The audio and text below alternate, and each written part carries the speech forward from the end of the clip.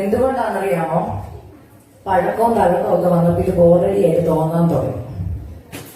ഒറ്റ ക്വസ്റ്റിനെ ചോദിക്കുന്നുള്ളൂ. ഇന്ന് ഇവിടെ ജീവനോടെ ഇരിക്കുന്നത് ദൈവത്തിന്റെ കൃപയാണെന്ന് തോന്നുന്നവരെന്ന് ഉറക്ക സ്തോത്രം പറയും. ഒരിക്കൽ കൂടി ഞാൻ സ്തോത്രം പറയും. കാരണം എന്താണെന്നറിയോ?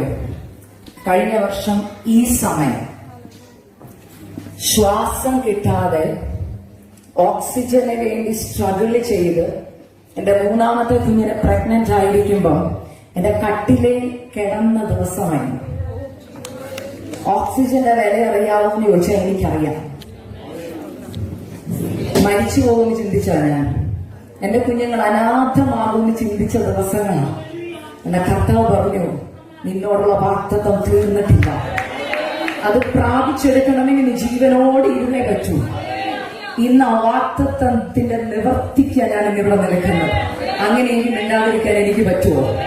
അങ്ങനെയെങ്കിൽ നിങ്ങൾ ഇന്ന് ജീവനോട് ഇവിടെ ഇരിപ്പുണ്ടെങ്കിൽ ഇന്ന് ഇവിടെ പറഞ്ഞതുപോലെ today you will write your future. Hallelujah. നമുക്കൊരു ഭാവിയുണ്ട്. അത് എഴുതി തീരാത്തത് കൊണ്ടാണ് ഇന്ന് ഇവിടെ ഇരിക്കുന്നത്. എഴുതി തീർന്നിരുന്നെങ്കിൽ പോയേനെ. ഹല്ലേലൂയ. ഇന്ന് നിങ്ങളുടെ ഫ്യൂച്ചർ എഴുതുന്ന ആരാന്നറിയോ? നിങ്ങളാണ്. അതിന്റെ കാരണം ഞാൻ പറയാം. കർത്താവ് എഴുതുന്നു നമ്മൾ പറഞ്ഞാലും നമ്മൾ ഡിസൈഡ് ചെയ്യുന്നു. ഹല്ലേലൂയ. എനിക്കിത് ഭയങ്കര സന്തോഷമുള്ള ദിവസമാണ്. കാരണം ഞാന് ദൈവസന്നിധി പ്രാർത്ഥിച്ച് ആഗ്രഹിച്ച് റെഡി ആയിട്ട് വന്ന മെസ്സേജ്, കർത്താവ് തന്ന ആലോചന, പ്രിയ സോജൻ പാസ്റ്റർ തൊട്ട് ആന്റി എല്ലാം ഇങ്ങനെ റിപ്പീറ്റ് ചെയ്തു.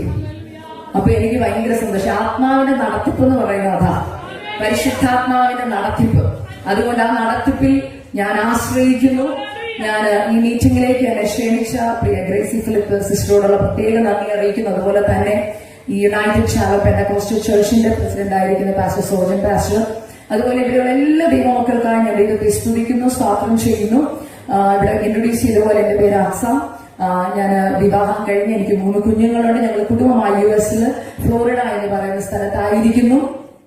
കർത്താവ് എന്നോട് വാഗ്ദത്തം പറഞ്ഞ് എന്നെ ഇവിടെ വിട്ടത്. ഗ്രേസി ഫിലിപ്പ് ആന്റി എന്നെ ആദ്യം വിളിക്കുന്നത് ഈ വർഷം മെയ് മാസത്തിലാണ്. അപ്പൊ മെയ് മാസത്തിൽ ആന്റി വിളിച്ചപ്പോ ഞാൻ ആന്റിയോട് കോള് വെക്കാൻ നേരത്തെ ഒരു കാര്യം പറഞ്ഞു. ആന്റി, ഒന്നും തോന്നില്ല ഈ എക്സൈറ്റ്മെന്റിലുള്ള എന്റെ സംസാരം കേട്ടിട്ടെന്ന് പറഞ്ഞു. കാരണം വേറൊന്നുമല്ല, സാധാരണ എന്റെ ഫോണിലേക്ക് കോളുകൾ വരാറുണ്ട്, മെസ്സേജ് വരാറുണ്ട്. ആര് മീറ്റിംഗ് എന്ന് പറഞ്ഞാൽ എനിക്കറിയാം അത് സൂം മീറ്റിംഗ് ആണ്. ഇപ്പൊ എല്ലാം സൂമിന്റെ സമയമല്ലേ, എല്ലാവർക്കും അതാ ഫ്ലെക്സിബിൾ. അതുകൊണ്ട് എനിക്ക് വലിയ എക്സൈറ്റ്മെന്റ് ഒന്നും സൂമിന്റെ മീറ്റിംഗ് ആണ്. അപ്പം ആന്റി ആദ്യം വിളിച്ചു, ഞാൻ ഫോൺ എടുത്തില്ല. ഞാൻ എന്തിനിത് പറയുന്നെന്ന് പറഞ്ഞു വരുമ്പോൾ നിങ്ങൾക്ക് മനസ്സിലാവും കേട്ടോ. അപ്പം ആദ്യത്തെ കോള് വന്നു, എനിക്ക് എടുക്കാൻ പറ്റിയില്ല. ഞാൻ തിരിച്ചു വിളിച്ചപ്പോൾ ആന്റി എടുക്കില്ല. പിന്നെ ഒരു വോയിസ് ആയിട്ടേക്കുന്നത്, എന്റെ പേര് ഗ്രേസി എന്നാണ്, ഞാൻ ഇങ്ങനെ UK എന്ന് വിളിക്കുക. ഒരു മീറ്റിംഗിന് ക്ഷണിക്കാനാണ്. യൂഷ്വലി സൂമിലും ഇങ്ങനെ എനിക്ക് വോയിസ് കിട്ടുന്നു. ഞാൻ പറഞ്ഞു ഓക്കെ. പക്ഷെ ആ വോയിസ് കേട്ടപ്പോൾ പരിശുദ്ധാത്മാവ് എന്നോട് പറഞ്ഞു, നിന്റെ യാത്രയുടെ തുടക്കമായിരുന്നു പറഞ്ഞു. അപ്പൊ ഇത് ഉള്ളിൽ കേൾക്കാൻ കാരണം, എക്സൈറ്റ്മെന്റ് വരാൻ കാരണം, 3 ദിവസം മുമ്പ് ഈ ആന്റി എന്നെ വിളിക്കുന്നതിന് 3 ദിവസം മുമ്പ് ഞാൻ എന്റെ റൂമിലായിരുന്നപ്പോൾ ഇങ്ങനെ ആത്മാവിൽ ഇങ്ങനെ പ്രാർത്ഥിച്ചുകൊണ്ട് എന്റെ കുഞ്ഞിന്റെ ക്ലോത്ത്സ് ഒക്കെ ഇങ്ങനെ ഫോൾഡ് ചെയ്ത് വെച്ചുകൊണ്ടിരിക്കുക. അപ്പൊ ഞാൻ ബാത്റൂമിലേക്ക് ഇങ്ങനെ കയറി അവിടെ കുറച്ച് തുണികൾ ഇങ്ങനെ ഇട്ടിട്ടുണ്ട്. അതിങ്ങനെ എടുത്തുകൊണ്ടിരിക്കുമ്പോ പെട്ടെന്ന് പരിശുദ്ധാത്മാവ് എന്നോട് പറയാം, നിന്റെ പെട്ടി റെഡിയാക്കിക്കോ, യാത്രയ്ക്കുള്ള തുടക്കം തുടങ്ങാൻ പോകാന്ന് പറഞ്ഞു. അപ്പൊ ഞാൻ ചോദിച്ചു, ഇവിടെ പോവാനാ കർത്താവേ? അപ്പൊ കർത്താവ് എന്നോട് പറഞ്ഞു, United kingdom, the time has come, I'm going to take you from here to the nations. അപ്പൊ ഞാൻ കർത്താവിനോട് പറഞ്ഞു, കർത്താവ് എന്നെ പോലുള്ളവരെയൊക്കെ ആര് വിളിക്കാനാ? ഞാൻ സാധാരണ സൂമൊക്കെ ആയിട്ട് ഇങ്ങനെ നിന്നോളാം, എന്നെ ഒട്ടത്ത് വായിക്കണം, എനിക്ക് അതിനുള്ള കഴിവൊന്നുമില്ല കർത്താവെ. കർത്താവ് പറഞ്ഞില്ല. അതിനൊരു കാരണമുണ്ട്. ഞാൻ പറഞ്ഞതുപോലെ കഴിഞ്ഞ വർഷം ഈ സമയം ഞാൻ എന്റെ കിടപ്പിലാണ്, ശ്വാസം കിട്ടാതെ. ഞാൻ ആ ടെസ്റ്റിമണി പറഞ്ഞുകൊണ്ട് മെസ്സേജിലേക്ക് കടക്കാം. കഴിഞ്ഞ വർഷം 2019 എന്റെ ടെസ്റ്റിമണി കേട്ടവർ ഇതിനകത്ത് കാണും. ഞാൻ ചില മീറ്റിംഗിൽ എന്റെ 3ാമത്തെ കുഞ്ഞുണ്ടായി ടെസ്റ്റിമണി പറഞ്ഞിട്ടുണ്ട്. പക്ഷെ പ്രിയ ദേവദാസിൽ കൂടെ ഞാൻ ആദ്യം ടെസ്റ്റിമണി പറയേണ്ട വചനത്തിലേക്ക് കടക്കാമെന്ന് വിചാരിച്ചപ്പോ പ്രിയ ആന്റി ഇവിടെ വെൽക്കം സ്പീച്ച് പറഞ്ഞപ്പോ ഒരു കാര്യം പറഞ്ഞു. മേരി എന്ത് ചെയ്തെന്നറിയാമോ? താൻ കണ്ടതും അറിഞ്ഞതും കേട്ടതും പോയി പറഞ്ഞു. അപ്പൊ അതെനിക്കൊരു കൺഫർമേഷൻ ആയിരുന്നു. അപ്പൊ എനിക്ക് മനസ്സിലായി ആ ടെസ്റ്റിമണി കേൾക്കേണ്ടവർ ഇവിടെ വന്നിട്ടുണ്ട്. അതുകൊണ്ട് ഞാൻ ആ ടെസ്റ്റിമണി ഒന്ന് പറയുക. 2024 ജാനുവരി മാസം 1-ാം തീയതി എന്റെ ബർത്ത്ഡേ കേട്ടോ, ജാനുവരി 1. അപ്പം ജാനുവരി 1-ാം തീയതി യൂഷ്വലി ഞാൻ ചെയ്യുന്നത് ആ ദിവസം ഉപവസിച്ച് പ്രാർത്ഥിച്ച് വീട്ടിൽ തന്നെ ഇരിക്കും, ഒരിടത്തും പോകത്തില്ല. എന്റെ പ്രാർത്ഥനാ മുറിയിലായിരിക്കും ഞാൻ കൂടുതൽ സമയം സ്പെൻഡ് ചെയ്യുന്നത്. ബിക്കോസ് എനിക്ക് കുറച്ച് വർഷങ്ങൾക്ക് മുമ്പ് ദൈവാത്മാവ് എന്നോട് സംസാരിച്ചു, ഈ ബർത്ത്ഡേ എന്നൊക്കെ പറയുമ്പോൾ നമുക്ക് ഇഷ്ടം ഔട്ടിങ്ങിനൊക്കെ പോയി ഫുഡൊക്കെ കഴിച്ച് അല്ലെ, അത് കേക്കൊക്കെ മുറിച്ച് സന്തോഷിക്കുന്ന. ഒരു ദിവസം കർത്താവ് എന്നോട് ചോദിച്ചു, നിനക്ക് ഏറ്റവും ഇഷ്ടം എന്തോ ബർത്ത്ഡേക്ക് ചെയ്യാൻ? അപ്പൊ ഞാൻ പറഞ്ഞു, എന്റെ അച്ചാച്ചൻ എന്റെ കൂടെ ഇരിക്കുന്നത് എനിക്ക് ഏറ്റവും ഇഷ്ടം. അപ്പൊ കർത്താവ് ചോദിച്ചു, അങ്ങനെയെങ്കിൽ നിന്റെ ബർത്ത്ഡേക്ക് എനിക്കും ആഗ്രഹം നിന്റെ കൂടെ ഇരിക്കാനാണ്. അപ്പൊ അന്ന് തൊട്ട് ഞാൻ ഒരു തീരുമാനം എടുത്ത് എന്റെ ബർത്ത്ഡേ ദിവസം ഞാൻ സെപ്പറേറ്റ് ചെയ്ത് ഒരു സെലിബ്രേഷനുള്ള ദൈവത്തിന്റെ സന്നിധി ഇരിക്കും. അങ്ങനെ ഇരിക്കുമ്പോൾ അന്ന് നിങ്ങൾ ഇവിടെ എനിക്കറിയത്തില്ല ചെയ്യുമ്പോൾ ഞങ്ങളുടെ നാട്ടിലെ ചർച്ചില് ഈ ആണ്ടർവ്യാവ് കഴിയുമ്പോൾ എല്ലാവർക്കും ഒരു വാഗ്ദത്ത വചനം കൊടുത്തു വിടും. എന്റെ ജീവിതത്തിൽ ഈ വാഗ്ദത്ത വചനങ്ങൾക്കൊക്കെ ഭയങ്കര ശക്തിയാണ്. എല്ലാം വാഗ്ദത്തം ഇതിനകത്തുള്ളത്, പക്ഷെ സ്പെസിഫിക് ആയിട്ട് ഒരു ആലോചന ദൈവം അങ്ങ് തരും. എനിക്ക് കഴിഞ്ഞ വർഷം കിട്ടിയ വാഗ്ദത്ത വചനം ഇതായിരുന്നു, ഞാൻ നിന്നെ നന്മയ്ക്കായി ശത്രുവിന്റെ കയ്യിൽ നിന്ന് രക്ഷിക്കും. ഈ വചനം കേട്ടപ്പോ തന്നെ നമുക്കറിയാം നമ്മുടെ ഫ്യൂച്ചർ എന്താണല്ലേ. അതിന്റെ അർത്ഥം ശത്രുവുണ്ട്, പീഡയുണ്ട്, പക്ഷെ പ്രോമിസും ഉണ്ട്, രക്ഷിക്കും. അതിന്റെ അർത്ഥം എന്താണെന്നറിയോ, നമ്മുടെ ദൈവത്തിന്റെ പ്രത്യേകത വാഗ്ദത്തം തന്നിട്ട് അതിന്റെ ആൻസർ തന്നിട്ടാണ് നമ്മളെ ക്വസ്റ്റ്യന് വഴി നടത്തുന്നത്. മനസ്സിലാവുന്നുണ്ടോ? ആൻസർ കിട്ടിയവർക്ക്, വാഗ്ദത്തം കിട്ടിയവർക്ക് ഉറപ്പുണ്ട് എന്താ അതിന്റെ എണ്ണം. പക്ഷെ നമ്മുടെ പെർസ്പെക്റ്റീവാണ് കാണിക്കുന്നത് എങ്ങനെയാണ് നമ്മൾ അതിനെ അക്സെപ്റ്റ് ചെയ്യുന്നത്. മനസ്സിലായോ? നന്മയ്ക്കായി രക്ഷിക്കും എന്ന് പറഞ്ഞപ്പോ എനിക്കറിയാം രക്ഷയുണ്ട്, നന്മയുണ്ട്, പക്ഷെ ശത്രു ഉണ്ടെന്ന് കേട്ടപ്പോ എന്തുകൊണ്ട് ഒരു സങ്കടമുണ്ട്. അപ്പൊ 2024 തുടക്കത്തിൽ ഇത് കേട്ടപ്പോൾ ഞാൻ ദൈവസന്നിധിയിൽ എന്നെ തന്നെ സമർപ്പിച്ചു. കർത്താവേ, ഞാൻ വചനത്തിന് മുമ്പിൽ ഏൽപ്പിക്കും, അങ്ങയുടെ ഇഷ്ടം നടന്നോട്ടെ, പക്ഷെ രക്ഷിക്കുമല്ലോ, അത് മതി. അത് എന്തിനു വേണ്ടി രക്ഷിക്കുന്നു അതെന്റെ ജീവിതത്തിൽ നടക്കണം. അങ്ങനെ ഇരിക്കുമ്പോൾ എനിക്ക് ആദ്യത്തെ മീറ്റിംഗ് ന്യൂയോർക്ക് ICA ചർച്ചിൽ വരികയാണ്.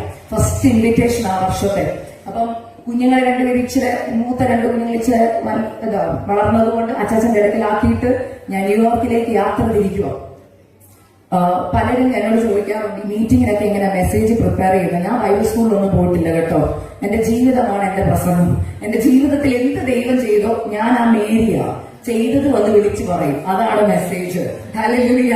അല്ലാതെ എനിക്ക് ബൈബിൾ സ്കൂളിൽ പഠിത്തമില്ല, എനിക്ക് ബൈബിൾ ഇങ്ങനെ റെഫർ ചെയ്യാനൊന്നും അറിയത്തില്ല, ദൈവം തന്നത് പോയി പറയും. ജീവിതത്തിൽ ആദ്യത്തെ ഇൻസിഡന്റ്, മീറ്റിംഗ് നാളെ രാവിലെ 10 മണിക്കാണെങ്കിൽ ഞാൻ തലേന്ന് ഫ്ലോറിഡയിൽ യാത്ര ചെയ്യാൻ ഫ്ലൈറ്റിൽ എയർപോർട്ടിൽ ചെന്നിരിക്കുന്നിടം വരെ മെസ്സേജ് ഒന്നും കിട്ടിയിട്ടില്ല. അങ്ങനെ പോകുന്നവർക്കറിയാം ടെൻഷൻ എന്തോ. വണ്ടിയിൽ എയർപോർട്ടിൽ കൊണ്ടുവിടാൻ എന്റെ ഹസ്ബൻഡ് ചോദിച്ചു, മെസ്സേജ് കിട്ടിയോ? ഒന്നും കിട്ടുന്നില്ല. ടെൻഷൻ ഉണ്ടോ? ഞാൻ പറഞ്ഞു, പിന്നെ ന്യൂയോർക്കിലെ ഏറ്റവും വലിയ സഭ ICA ചർച്ച്, അവിടുത്തെ ദൈവദാസന്മാരെന്നൊക്കെ പറഞ്ഞ പ്രമുഖന്മാരായ ദൈവദാസന്മാർ, അവരുടെയൊക്കെ മുമ്പിൽ പോയി കർത്താവെ ഞാൻ ഈ എളിയവളായി ഞാൻ എന്തോ മെസ്സേജ് പറയും, അത് മെസ്സേജ് കിട്ടിയിട്ടില്ല. ഞാൻ അവിടെ പോയി എന്നെ ഇറക്കി ഞാൻ എയർപോർട്ടിനകത്തേക്ക് കയറുമ്പോൾ കർത്താവിനോട് ചോദിച്ചു, കർത്താവ് മെസ്സേജ് താപ്പാ, ഞാൻ എന്തോ പറയുന്നത്, എനിക്കൊന്നും കിട്ടുന്നില്ല. ചെന്ന് കഴിഞ്ഞ് കയറുമ്പോഴേ ഞാൻ അറിയുമോ 1 hour എന്റെ ഫ്ലൈറ്റ് ഡിലേ ആണ്, തടസ്സം. ഞാൻ ഓർത്തു, കർത്താവെ തുടക്കത്തിലെ തടസ്സമാണ്. അപ്പൊ കർത്താവ് പറഞ്ഞു, ഇല്ല എനിക്ക് പദ്ധതി ഉണ്ട്. ഞാൻ ഗേറ്റിന്റെ അവിടെ ചെന്നപ്പോൾ ഞാൻ മാത്രമേ ഉള്ളൂ ഗേറ്റിന്റെ അവിടെ, ആരുമില്ല. കർത്താവ് പറഞ്ഞു, ഇനി ഞാൻ സംസാരിക്കുന്നത് നിനക്ക് കേൾക്കാൻ പറ്റും. കാരണം വീട്ടിലെ ഭർത്താവ്, കുഞ്ഞുങ്ങള് അറിയാമല്ലോ, നമ്മള് വീട്ടിലെ ഇതിന്റെ എല്ലാം ഇടയ്ക്ക് നമുക്ക് ദൈവശബ്ദം കേൾക്കാം, പക്ഷെ നമുക്ക് സ്വസ്ഥമായിട്ടിരിക്കാൻ പറ്റത്തില്ല. അപ്പൊ കർത്താവ് പറഞ്ഞു, ഇവിടെയാണ് ഞാൻ നിന്നോട് സംസാരിക്കാൻ പോകുന്നത്. ആ എയർപോർട്ടിൽ ഇരുന്ന ദൈവശബ്ദം ഞാൻ കേട്ടപ്പോൾ 2018 ആദ്യമായി ഞാൻ വന്ന് ന്യൂയോർക്കിൽ ഇറങ്ങിയപ്പോൾ ഞാൻ ദൈവത്തോട് ചോദിച്ചൊരു ചോദ്യമുണ്ട്. ആ ഗേറ്റിലാണ് ഞാൻ ഇരിക്കുന്നത് കേട്ടോ. ദൈവം ആർക്ക് കടക്കാരനല്ല. ചില വാഗ്ദത്തം നിവർത്തീകരണം നടക്കുമ്പോൾ ദൈവം നമ്മളെ പണ്ടത്തെ കാര്യങ്ങളൊക്കെ ഒന്ന് ഓർപ്പിക്കും. ഞാൻ 2018 ന്യൂയോർക്കിൽ ഡൊമസ്റ്റിക് ഫ്ലൈറ്റ് കയറാൻ വന്നിരുന്ന സ്ഥലത്തിരുന്ന് ഞാൻ അന്ന് കരഞ്ഞിട്ട് ചോദിച്ചു, എന്നെ എന്തിനാ അമേരിക്കയെ കൊണ്ടുവന്നത്? എന്തിനാ കർത്താവെ കൊണ്ടുവന്നത്? എന്നോട് നിന്നോടൊന്ന് പറയണോന്ന് വർഷങ്ങൾ കഴിഞ്ഞ് 2024 ഫെബ്രുവരി മാസത്തിൽ അതേ എയർപോർട്ടിൽ ഇരുന്നപ്പോ കർത്താവിനോട് പറഞ്ഞു, എനിക്ക് നിന്നെ ഉപയോഗിക്കാൻ പദ്ധതിയുണ്ട്. അന്ന് നീ ചോദിച്ച ചോദ്യത്തിന്റെ മറുപടിയായിട്ട് അന്ന് എനിക്കൊരു കാര്യം മനസ്സിലായി. ഓക്കെ, കർത്താവിന്റെ വാഗ്ദത്തം നിവൃത്തീകരണം. ഞാൻ ദൈവത്തിൽ സന്തോഷിച്ചു. നടന്ന കാര്യം ഞാൻ പറയാം. അവിടെ ഇരിക്കുമ്പോൾ കർത്താവ് എനിക്കൊരു വചനം തന്നു. ഹല്ലേലൂയ. ലൂക്കോസിന്റെ സുവിശേഷം എടുക്കാൻ പറഞ്ഞു. ഞാൻ വചനം എടുത്തു. അതിനകത്ത് കർത്താവ് വാഗ്ദത്തം ചെയ്തത് വിശ്വസിച്ചവൾ ഭാഗ്യവതി. ഇന്ന് ആദ്യത്തെ ദൂത് ഞാൻ പറയാം. കർത്താവ് നിങ്ങളോട് വാഗ്ദത്തം പറഞ്ഞത് നിവർത്തിക്കുമെന്ന് വിശ്വസിച്ചവരാ ഭാഗ്യവതി. അങ്ങനെ ആരാ വിശ്വസിച്ചത്? മേരി, യേശുവിന്റെ അമ്മയായ മറിയ. ഹല്ലേലൂയ. അത് അവരുടെ ജീവിതത്തിൽ അനുഗ്രഹമായിരുന്നു. അങ്ങനെ ആ ദൂത് അങ്ങോട്ട് തന്ന ദൂത് ഞാൻ ഇങ്ങനെ പെട്ടെന്ന്, ഞാൻ പറഞ്ഞില്ലേ, പരിശുദ്ധാത്മാവ് ദൂത് തന്നാൽ ഇങ്ങനെ ഡൗൺലോഡായി പെട്ടെന്ന് കണക്ട് ആയി വരും. ജീവിതത്തിൽ ആദ്യമായി ഞാൻ ആ എയർപോർട്ടിൽ ഇന്ന് ദൂത് കേട്ടോണ്ടിരുന്നപ്പോ ഞാൻ നോക്കിയപ്പോ ഞാൻ ഇതുവരെ സഞ്ചരിക്കാത്ത വഴി കൂടെ കർത്താവ് വചനത്തിൽ കൂടെ എന്നെ കയറ്റി വിട്ടു. ഹല്ലേലൂയ. മോശയുടെ അമ്മയായ യോഖേബേദിനെ കുറിച്ച്, മറിയയെ കുറിച്ച്, എലിസബത്തിനെ കുറിച്ച് ദൈവിക വെളിപ്പാട് എനിക്ക് തന്നു. അന്ന് ഞാൻ പറഞ്ഞൊരു കാര്യമുണ്ട്.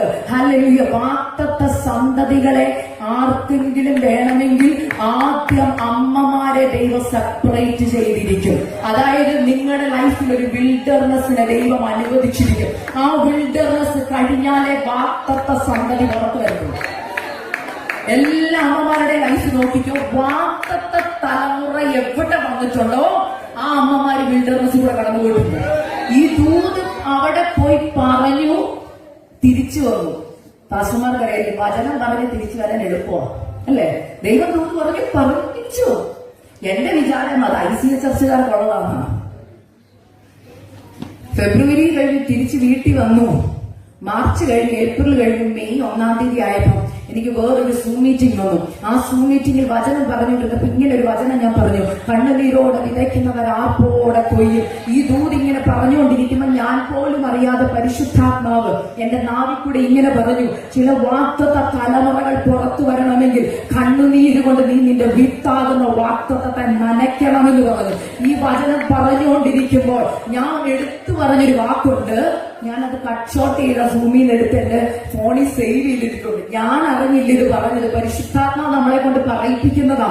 ഞാൻ അന്ന് പറഞ്ഞു, ഹല്ലേലൂയ, ചിലപ്പോൾ ഇന്ന് ഈ ദൂത് കേട്ടുകൊണ്ടിരിക്കുന്ന നിന്റെ ഉള്ളിൽ നിന്റെ തലമുറ ചിലപ്പോൾ ഒരു വിത്തായിട്ടായിരിക്കും കിടക്കുന്നത്. ആ തലമുറ പുറത്തു വരണമെങ്കിൽ മാതാവേ നീ കണ്ണുനീരൊഴുക്കി ആ വിത്തിനെ നനച്ചാലേ പറ്റത്തുള്ളൂ എന്ന് പറഞ്ഞു. ഇത് പറയുമ്പോൾ എന്റെ ഉദരത്തിൽ എന്റെ 3ാമത്തെ തലമുറ ഒരു വിത്തായി കിടപ്പുണ്ടായിരുന്നു. ഞാൻ അറിഞ്ഞില്ല. മെയ് മാസം അവസാനം ഞാൻ അറിയുന്നത് ഞാൻ പ്രഗ്നന്റ് ആണെന്ന്. ഹല്ലേലൂയ. അന്ന് എനിക്കൊരു കാര്യം മനസ്സിലായി. 2024 തുടക്കം തൊട്ട് ആ സമയം വരെ ഞാൻ പറഞ്ഞ ഓരോ ദൂതും മറ്റുള്ളവരോടായിരുന്നെങ്കിലും അത് എനിക്കുള്ളതായിരുന്നെന്ന് എനിക്ക് അപ്പോഴാ മനസ്സിലായത്. സാധാ പ്രഗ്നൻസി പോലെ 2-3 മാസമൊക്കെ അങ്ങ് പോയി. വോമിറ്റിംഗ് ഉണ്ട്, അല്ലാത്ത അസ്വസ്ഥതകളൊക്കെ ഉണ്ട്. ഞാൻ എന്താണോ ആദ്യം ഞാൻ പറഞ്ഞ ICA ചർച്ചിൽ പോയി പ്രസംഗിച്ചത്, ആ പ്രസംഗത്തിന്റെ ഓരോ ഘട്ടത്തിൽ കൂടെ ഞാൻ കടന്നു പോകാൻ തുടങ്ങി. കടന്നുപോയി ഞാൻ പറഞ്ഞില്ലേ, സെപ്റ്റംബർ മാസം 5-ാം മാസത്തിലോട്ട് കയറുക. എന്നോട് ദൈവം വർഷം ഞാൻ പറഞ്ഞില്ലേ, എന്റെ ഈ 3ാമത്തെ ആൺകുഞ്ഞ അവനെ ഉണ്ടാവുന്നതിന് മുമ്പ്, അതായത് എന്റെ 2ാമത്തെ ആൺകുഞ്ഞിനെ ഞാൻ 2 മാസം പ്രഗ്നന്റ് ആയിരുന്നപ്പോ ഞാൻ പ്രാർത്ഥിക്കുന്നത്, അപ്പൊ നമ്മൾ ആർക്ക് വേണ്ടിയാണ് പ്രാർത്ഥിക്കുന്നത്? 2ാമത്തെ കൊച്ചിന് വേണ്ടി. ഈ 2ാമത്തെ കുഞ്ഞിന് വേണ്ടി പ്രാർത്ഥിക്കുക. ഉദരത്തിൽ കൊച്ചുണ്ട്. പ്രാർത്ഥിച്ചുകൊണ്ടിരിക്കുമ്പം അന്ന് ദൈവം ഒരു ദൈവദാസി കൂടെ എന്നോട് ഒരു ദൂത് പറഞ്ഞു. ഇതായിരുന്നു ആ ദൂത്, ഞാൻ നിനക്ക് 3ാമതൊരു ആൺകുഞ്ഞിനെ തരും. 2ാമത്തെ പ്രഗ്നൻസി പോകുന്ന ആളോട് 3ാമത്തെ പ്രഗ്നൻസിയെ കുറിച്ച് പറഞ്ഞ അവസ്ഥ ഒന്ന് ഓർത്തു നോക്കി. ഞാൻ ഓർത്തു, ഈ കൊച്ചിനെ കുറിച്ച് വല്ല വാർത്തത്വം ഉണ്ടെങ്കിൽ പറ. അപ്പം ആ അമ്മച്ചിയോട് പറഞ്ഞു, ഇല്ല മോളെ, നിനക്ക് 3ാമതൊരു ആൺകുഞ്ഞിനെ തരും. അവൻ വാഗ്ദത്തം കയ്യിലേറ്റിരിക്കുന്നവനാ. അവനെ കുറിച്ച് എനിക്കൊരു പദ്ധതിയുണ്ട്. അവന്റെ സ്റ്റോറി ഞാൻ എഴുതി വെച്ചിരിക്കുന്ന സ്റ്റോറിയാ. പക്ഷെ അതിനു മുമ്പ് നിന്നെ എനിക്കൊന്ന് പ്രിപ്പയർ ചെയ്യണമെന്ന് പറഞ്ഞു. അത് ഞാൻ മറന്നുപോയി. അല്ലെങ്കിൽ 2ാമത്തെ കുഞ്ഞുണ്ടായി. അവനെ മൂത്തയാളെ വളർത്തുന്ന തിരക്കിലായിരുന്നു ഞാൻ വാഗ്ദത്തം മറന്നുപോയി. കർത്താവ് വാഗ്ദത്തം മറന്നില്ല. അല്ലെങ്കിൽ അതുകൊണ്ടാണ് ഈ ദൂത് എന്റെ കൈ ദൈവം തന്നുകൊണ്ടിരുന്നത്. ഞാൻ ഈ ദൂതത്തെ കേട്ട് ഇങ്ങനെ മറന്നുപോയി പോയെങ്കിലും കർത്താവ് ഓർത്ത ദൈവം എന്ത് ചെയ്തു? മെയ് മാസത്തിൽ എന്നെ ഇത് ഓർപ്പിച്ചപ്പോ ഞാൻ ഓർത്തു, അയ്യോ പെട്ടെന്നുള്ള അൺഎക്സ്പെക്ടഡ് പ്രഗ്നൻസി ആയിരുന്നു. ഷോക്കായിപ്പോയി. കാരണം മിനിസ്ട്രിയിൽ ഇങ്ങനെ യാത്രയൊക്കെ തുടങ്ങി വരുന്ന സമയമായതുകൊണ്ട് പെട്ടെന്ന് പ്രഗ്നന്റ് ആയപ്പോ ഒരു വിഷമം. കാരണം ഒരിടത്തും പോകാൻ പറ്റത്തില്ല, വീടിനകത്ത് തന്നെ. വിൽഡർനെസ് സ്റ്റാർട്ട് ചെയ്യുമായിരുന്നു, അതായത് മരുഭൂമിയിലേക്ക് കയറുക. പ്രൂണിംഗ് സ്റ്റേജ് എന്ന് പറയും. ഞാൻ അതിനെ വിളിക്കുന്നത് അണ്ടർ ദ ഗ്രൗണ്ട് സീസൺ. എന്താ അർത്ഥം അറിയാമോ? നമ്മൾ വാഗ്ദത്തങ്ങളൊക്കെ പ്രാപിക്കുന്നതിന് മുമ്പ് നീയും ദൈവം തന്നെ ഒരു എൻകൗണ്ടറിലേക്ക് ദൈവം കൊണ്ടുവരും. കർത്താവ് വചനത്തിൽ ഇങ്ങനെ പറയുന്നു, ഞാൻ നിന്നെ തനിയെ മരുഭൂമിയിലേക്ക് കൊണ്ടുപോകും. അവിടെ വെച്ച് ഞാൻ നിന്നോട് കൃത്യമായി ഒന്ന് ഇടപെടും.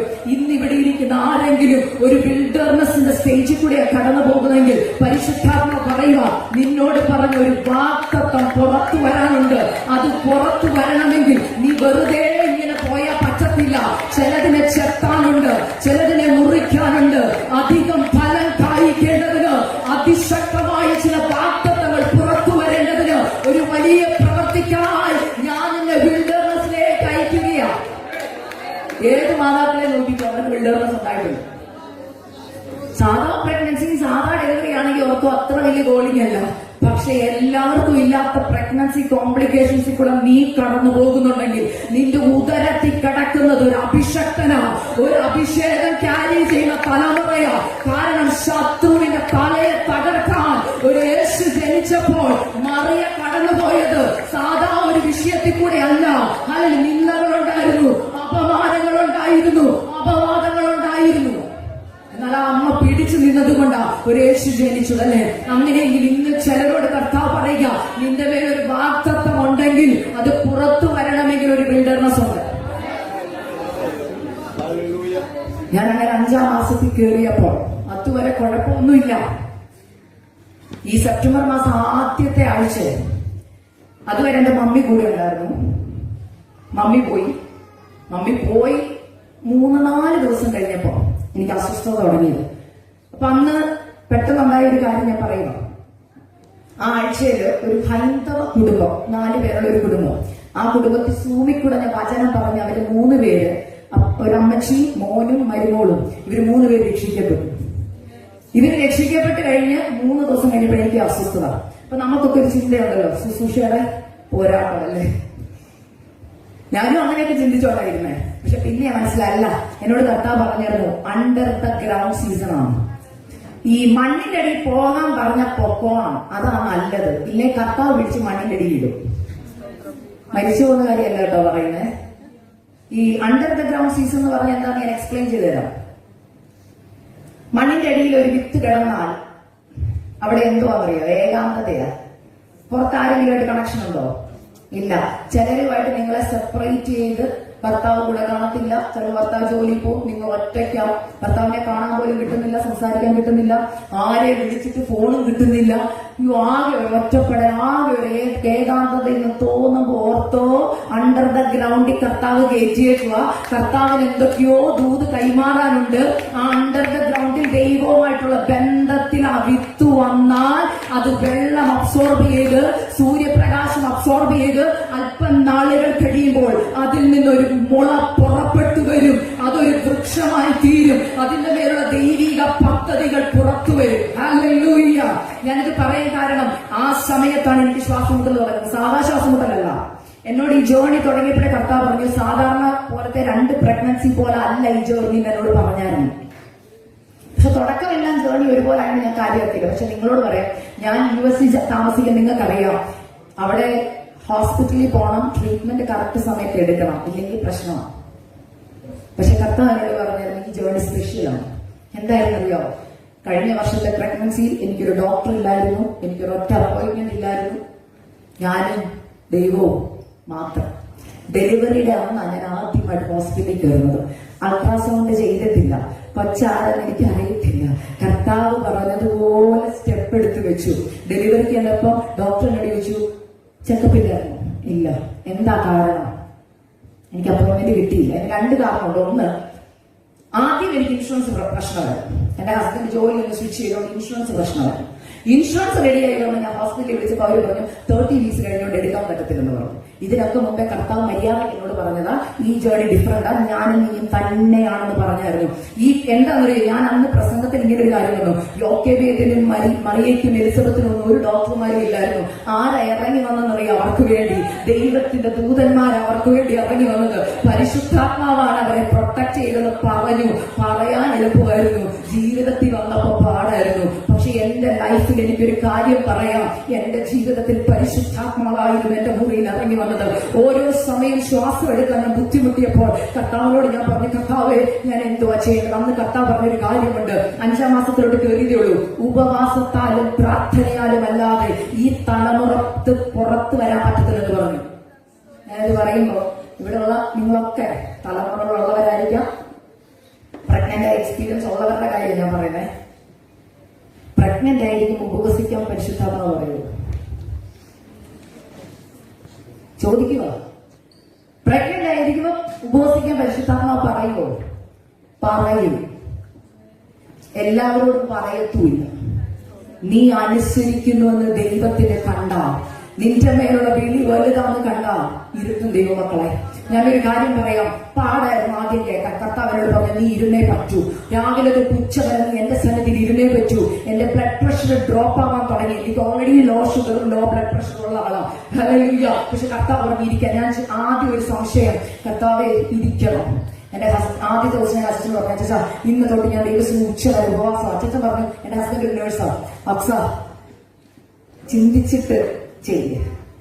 കാരണം ഓൾറെഡി ബ്ലഡ് പ്രഷർ ഡൗൺ ആണ്, ഷുഗർ ഡൗൺ ആണ്, ഡോക്ടേഴ്സ് അപ്പോയിന്റ്മെന്റും ഇല്ല, ആരും സഹായിക്കാനില്ല, 2 വേറെ കുഞ്ഞുങ്ങളുണ്ട്, അവരുടെ കാര്യം ചെയ്യണം.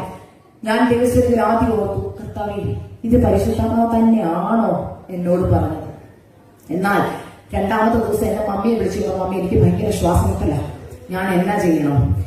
പരിശുദ്ധാത്മാവ് എന്നോട് പറയുന്നുണ്ട്, മമ്മി പറയുക, നീ ഉപവസിച്ച് പ്രാർത്ഥിച്ചാലേ ഈ കുഞ്ഞിനെ കിട്ടത്തുള്ളൂ. 2 പേരുടെ വാമൊഴിയാൽ ഏത് കാര്യം ഉറപ്പാണ്. മമ്മി പറഞ്ഞപ്പോ എനിക്കൊരു കാര്യം മനസ്സിലായി, ഉപവസിച്ചാലേ പറ്റും. ഞാൻ ദൈവത്തിന്റെ തീരുമാനമെടുത്ത് നാളെ തൊട്ട് ഞാൻ ഉപവാസം നടത്താറി. ഞാൻ രാവിലെ എഴുന്നേറ്റു, ബെഡിൽ നിന്ന് ഇറങ്ങി കിച്ചണിലോട്ട് ഒന്ന് പോകാൻ നടന്ന് 2 സ്റ്റെപ്പ് വെച്ചപ്പോ തല ഇറങ്ങി വീഴാൻ പോവാ.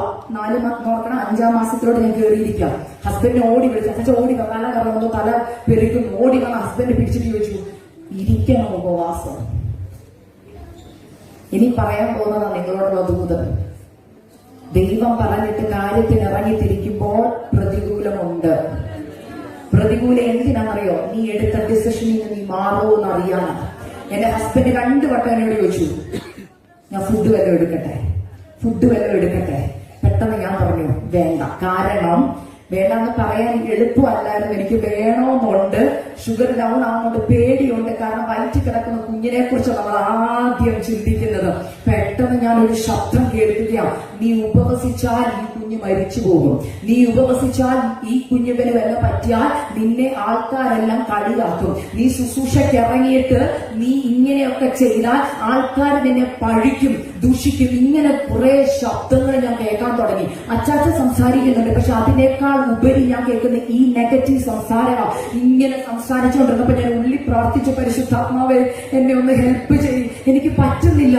ഈ തോട്ട്സ് എല്ലാം കൂടെ വന്നിട്ട് എനിക്ക് പ്രഷർ അങ്ങോട്ട് പിന്നെ ലോയാവാൻ തുടങ്ങി. ഇങ്ങനെ ഇരിക്കുമ്പോൾ ഉള്ളിൽ നിന്നൊരു മൃദുവായ ശബ്ദം ഞാൻ കേൾക്കുക, ട്രസ്റ്റ് മീ, ഒബേ മീ. ആ ശബ്ദം മൃദുവായിരുന്നു. ഹല്ലേലൂയ. ചുറ്റുമുള്ള സംസാരങ്ങളാ ഭയങ്കരമായിട്ട് നിൽക്കുന്നത്. എന്നാൽ മൃദുവായ ശബ്ദത്തിൽ എന്നോട് പറഞ്ഞു, ട്രസ്റ്റ് മീ, ഒബേ മീ. പെട്ടെന്ന് കൈ ഉയർത്താൻ എനിക്ക് ആരോഗ്യമില്ല, കൈ താഴ്ന്നാ കിടക്കുന്നേ. എന്റെ അച്ഛൻ എന്നെ പിടിച്ചിട്ടുണ്ട്. പക്ഷെ ഒരു നിമിഷം ഞാൻ എന്റെ കൈ പതുക്കെ ഒന്ന് ഉയർത്തിയിട്ട് ഉറക്കെ ഞാൻ പറഞ്ഞു, ദൈവം വാഗ്ദത്തം ചെയ്തതാണ് ഉദരത്തിൽ കിടക്കുന്നതെങ്കിൽ പിശാചേ നിനക്ക് ഞാൻ എന്റെ തലമുറയെ വിട്ടു തരത്തില്ല. ദൈവമാണ് എന്നോട് ഉപവസിക്കാൻ പറഞ്ഞതെങ്കിൽ, ദൈവമാണ് പ്രാർത്ഥിക്കാൻ പറഞ്ഞതെങ്കിൽ ഞാൻ ഉപവസിക്കുകയും ചെയ്യും, പ്രാർത്ഥിക്കുകയും ചെയ്യും. വാഗ്ദത്ത സന്തതിയെ പുറത്തു കൊണ്ടുവരിക തന്നെ ചെയ്യും. ദൈവമക്കളെ, പറഞ്ഞ നിമിഷത്തിൽ എന്റെ ഹസ്ബൻഡ് സാക്ഷിയാണ്. പറഞ്ഞ നിമിഷത്തിൽ പരിശുദ്ധാത്മാവ് എന്റെ ബലഹീനമായ ശരീരത്തിലേക്ക് വന്നിട്ട് ഞാൻ അന്യ ഭാഷയിൽ ആരാധിക്കാൻ തുടങ്ങി, പ്രാർത്ഥിക്കാൻ തുടങ്ങി.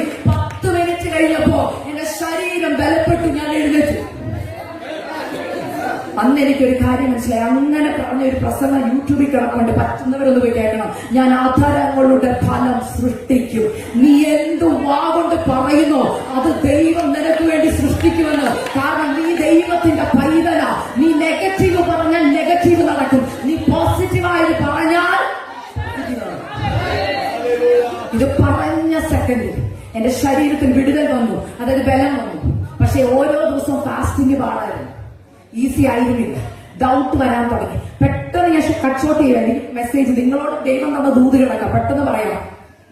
ഇങ്ങനെ ബുദ്ധിമുട്ട് മുമ്പോട്ട് പോയി. ഓരോ സെക്കൻഡ് കഴിയുമ്പോൾ ഫാസ്റ്റിംഗ് നിർത്തണമെന്നുണ്ട്. പക്ഷെ കർത്താവ് പറഞ്ഞില്ല, നീ ഫാസ്റ്റിംഗ് ഇരുന്നേ പറ്റൂ. ആൺകുഞ്ഞാന്നല്ലേ പറഞ്ഞത്, അല്ലേ? വിശ്വാസത്താൽ കൊച്ചിന് പേരിട്ടു. ഞാൻ ഇട്ട പേര് ഫെയ്ത്സൺ ബെസലേൽ മാത്യു എന്നാണ്. എന്റെ രണ്ടാമത്തെ മോന്റെ പേര് പ്രേസ് എന്ന, പ്രാർത്ഥനയുടെ മകൻ. രണ്ടാമത്തവന് വിശ്വാസത്തിന്റെ മകൻ ഫെയ്ത്സൺ. അപ്പൊ ഇതിന്റെ ഇടയ്ക്ക് ഒരു ട്വിസ്റ്റ് നടന്നു. എന്റെ മമ്മി, ഞാൻ പ്രഗ്നന്റ് ആയിരുന്നപ്പോഴേ ഈ ഫാസ്റ്റിംഗ് ഇരിക്കാൻ പറഞ്ഞപ്പോ എന്നോട് പറഞ്ഞൊരു കാര്യമുണ്ട്, മോളെ നീ യോവേലിന്റെ പുസ്തകം വായിക്കണം.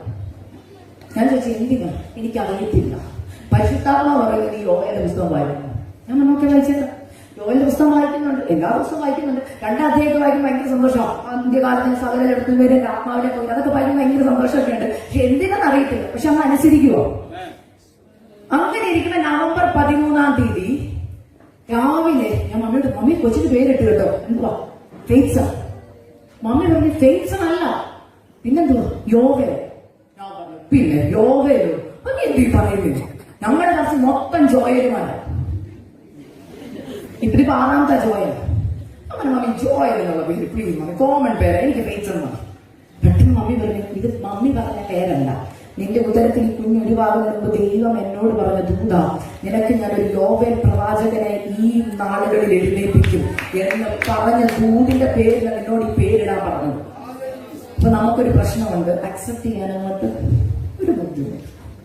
എനിക്കും ആ ബുദ്ധിമുട്ടുണ്ടായിരുന്നു. ഞാൻ കുഞ്ഞിനെ മോളെ സ്കൂളിൽ കൊണ്ടുപോയിട്ട് തിരിച്ച് ഡ്രൈവ് ചെയ്യുമ്പോഴെല്ലാം ഞാൻ പ്രാർത്ഥിക്കുക, കർത്താവേ യോവേൽ, ജോയൽ, ഇംഗ്ലീഷിലെ കാര്യം ഞാൻ പറഞ്ഞ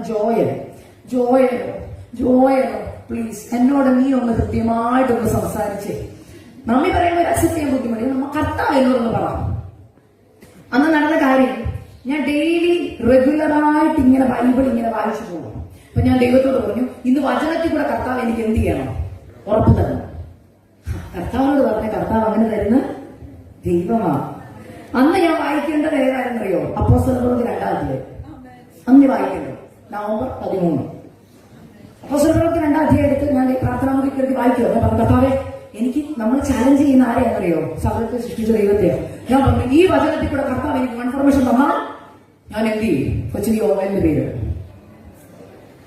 കാരണം അതിനകത്ത് എന്താ നമുക്ക് ആദ്യമേ അറിയാം, എന്തുവാ? പരിശുദ്ധാത്മാവിനെ കുറിച്ചോ? ശിശുമാർ അഭിഷേകം പ്രാപിച്ചു, അവർ എഴുന്നേറ്റ് പോയി, ഇതൊക്കെയല്ലേ ഉള്ളൂ. ഇതിനകത്ത് കൺഫർമേഷൻ പേരിനെ കുറിച്ചൊന്നും കിട്ടാനില്ലല്ലോ എന്നോർത്താ വായിക്കുന്നേ. വായിച്ചു വരുമ്പോ താണ്ട് കിടക്കുന്നു, പത്രോസ് എഴുന്നേറ്റ് നിന്ന് പറയുന്നു, യോവേൽ പ്രവാചകൻ മുഖാന്തരം ഞാൻ അരുളി ചെയ്തതുപോലെ ഇത് നടക്കുന്നെന്ന്.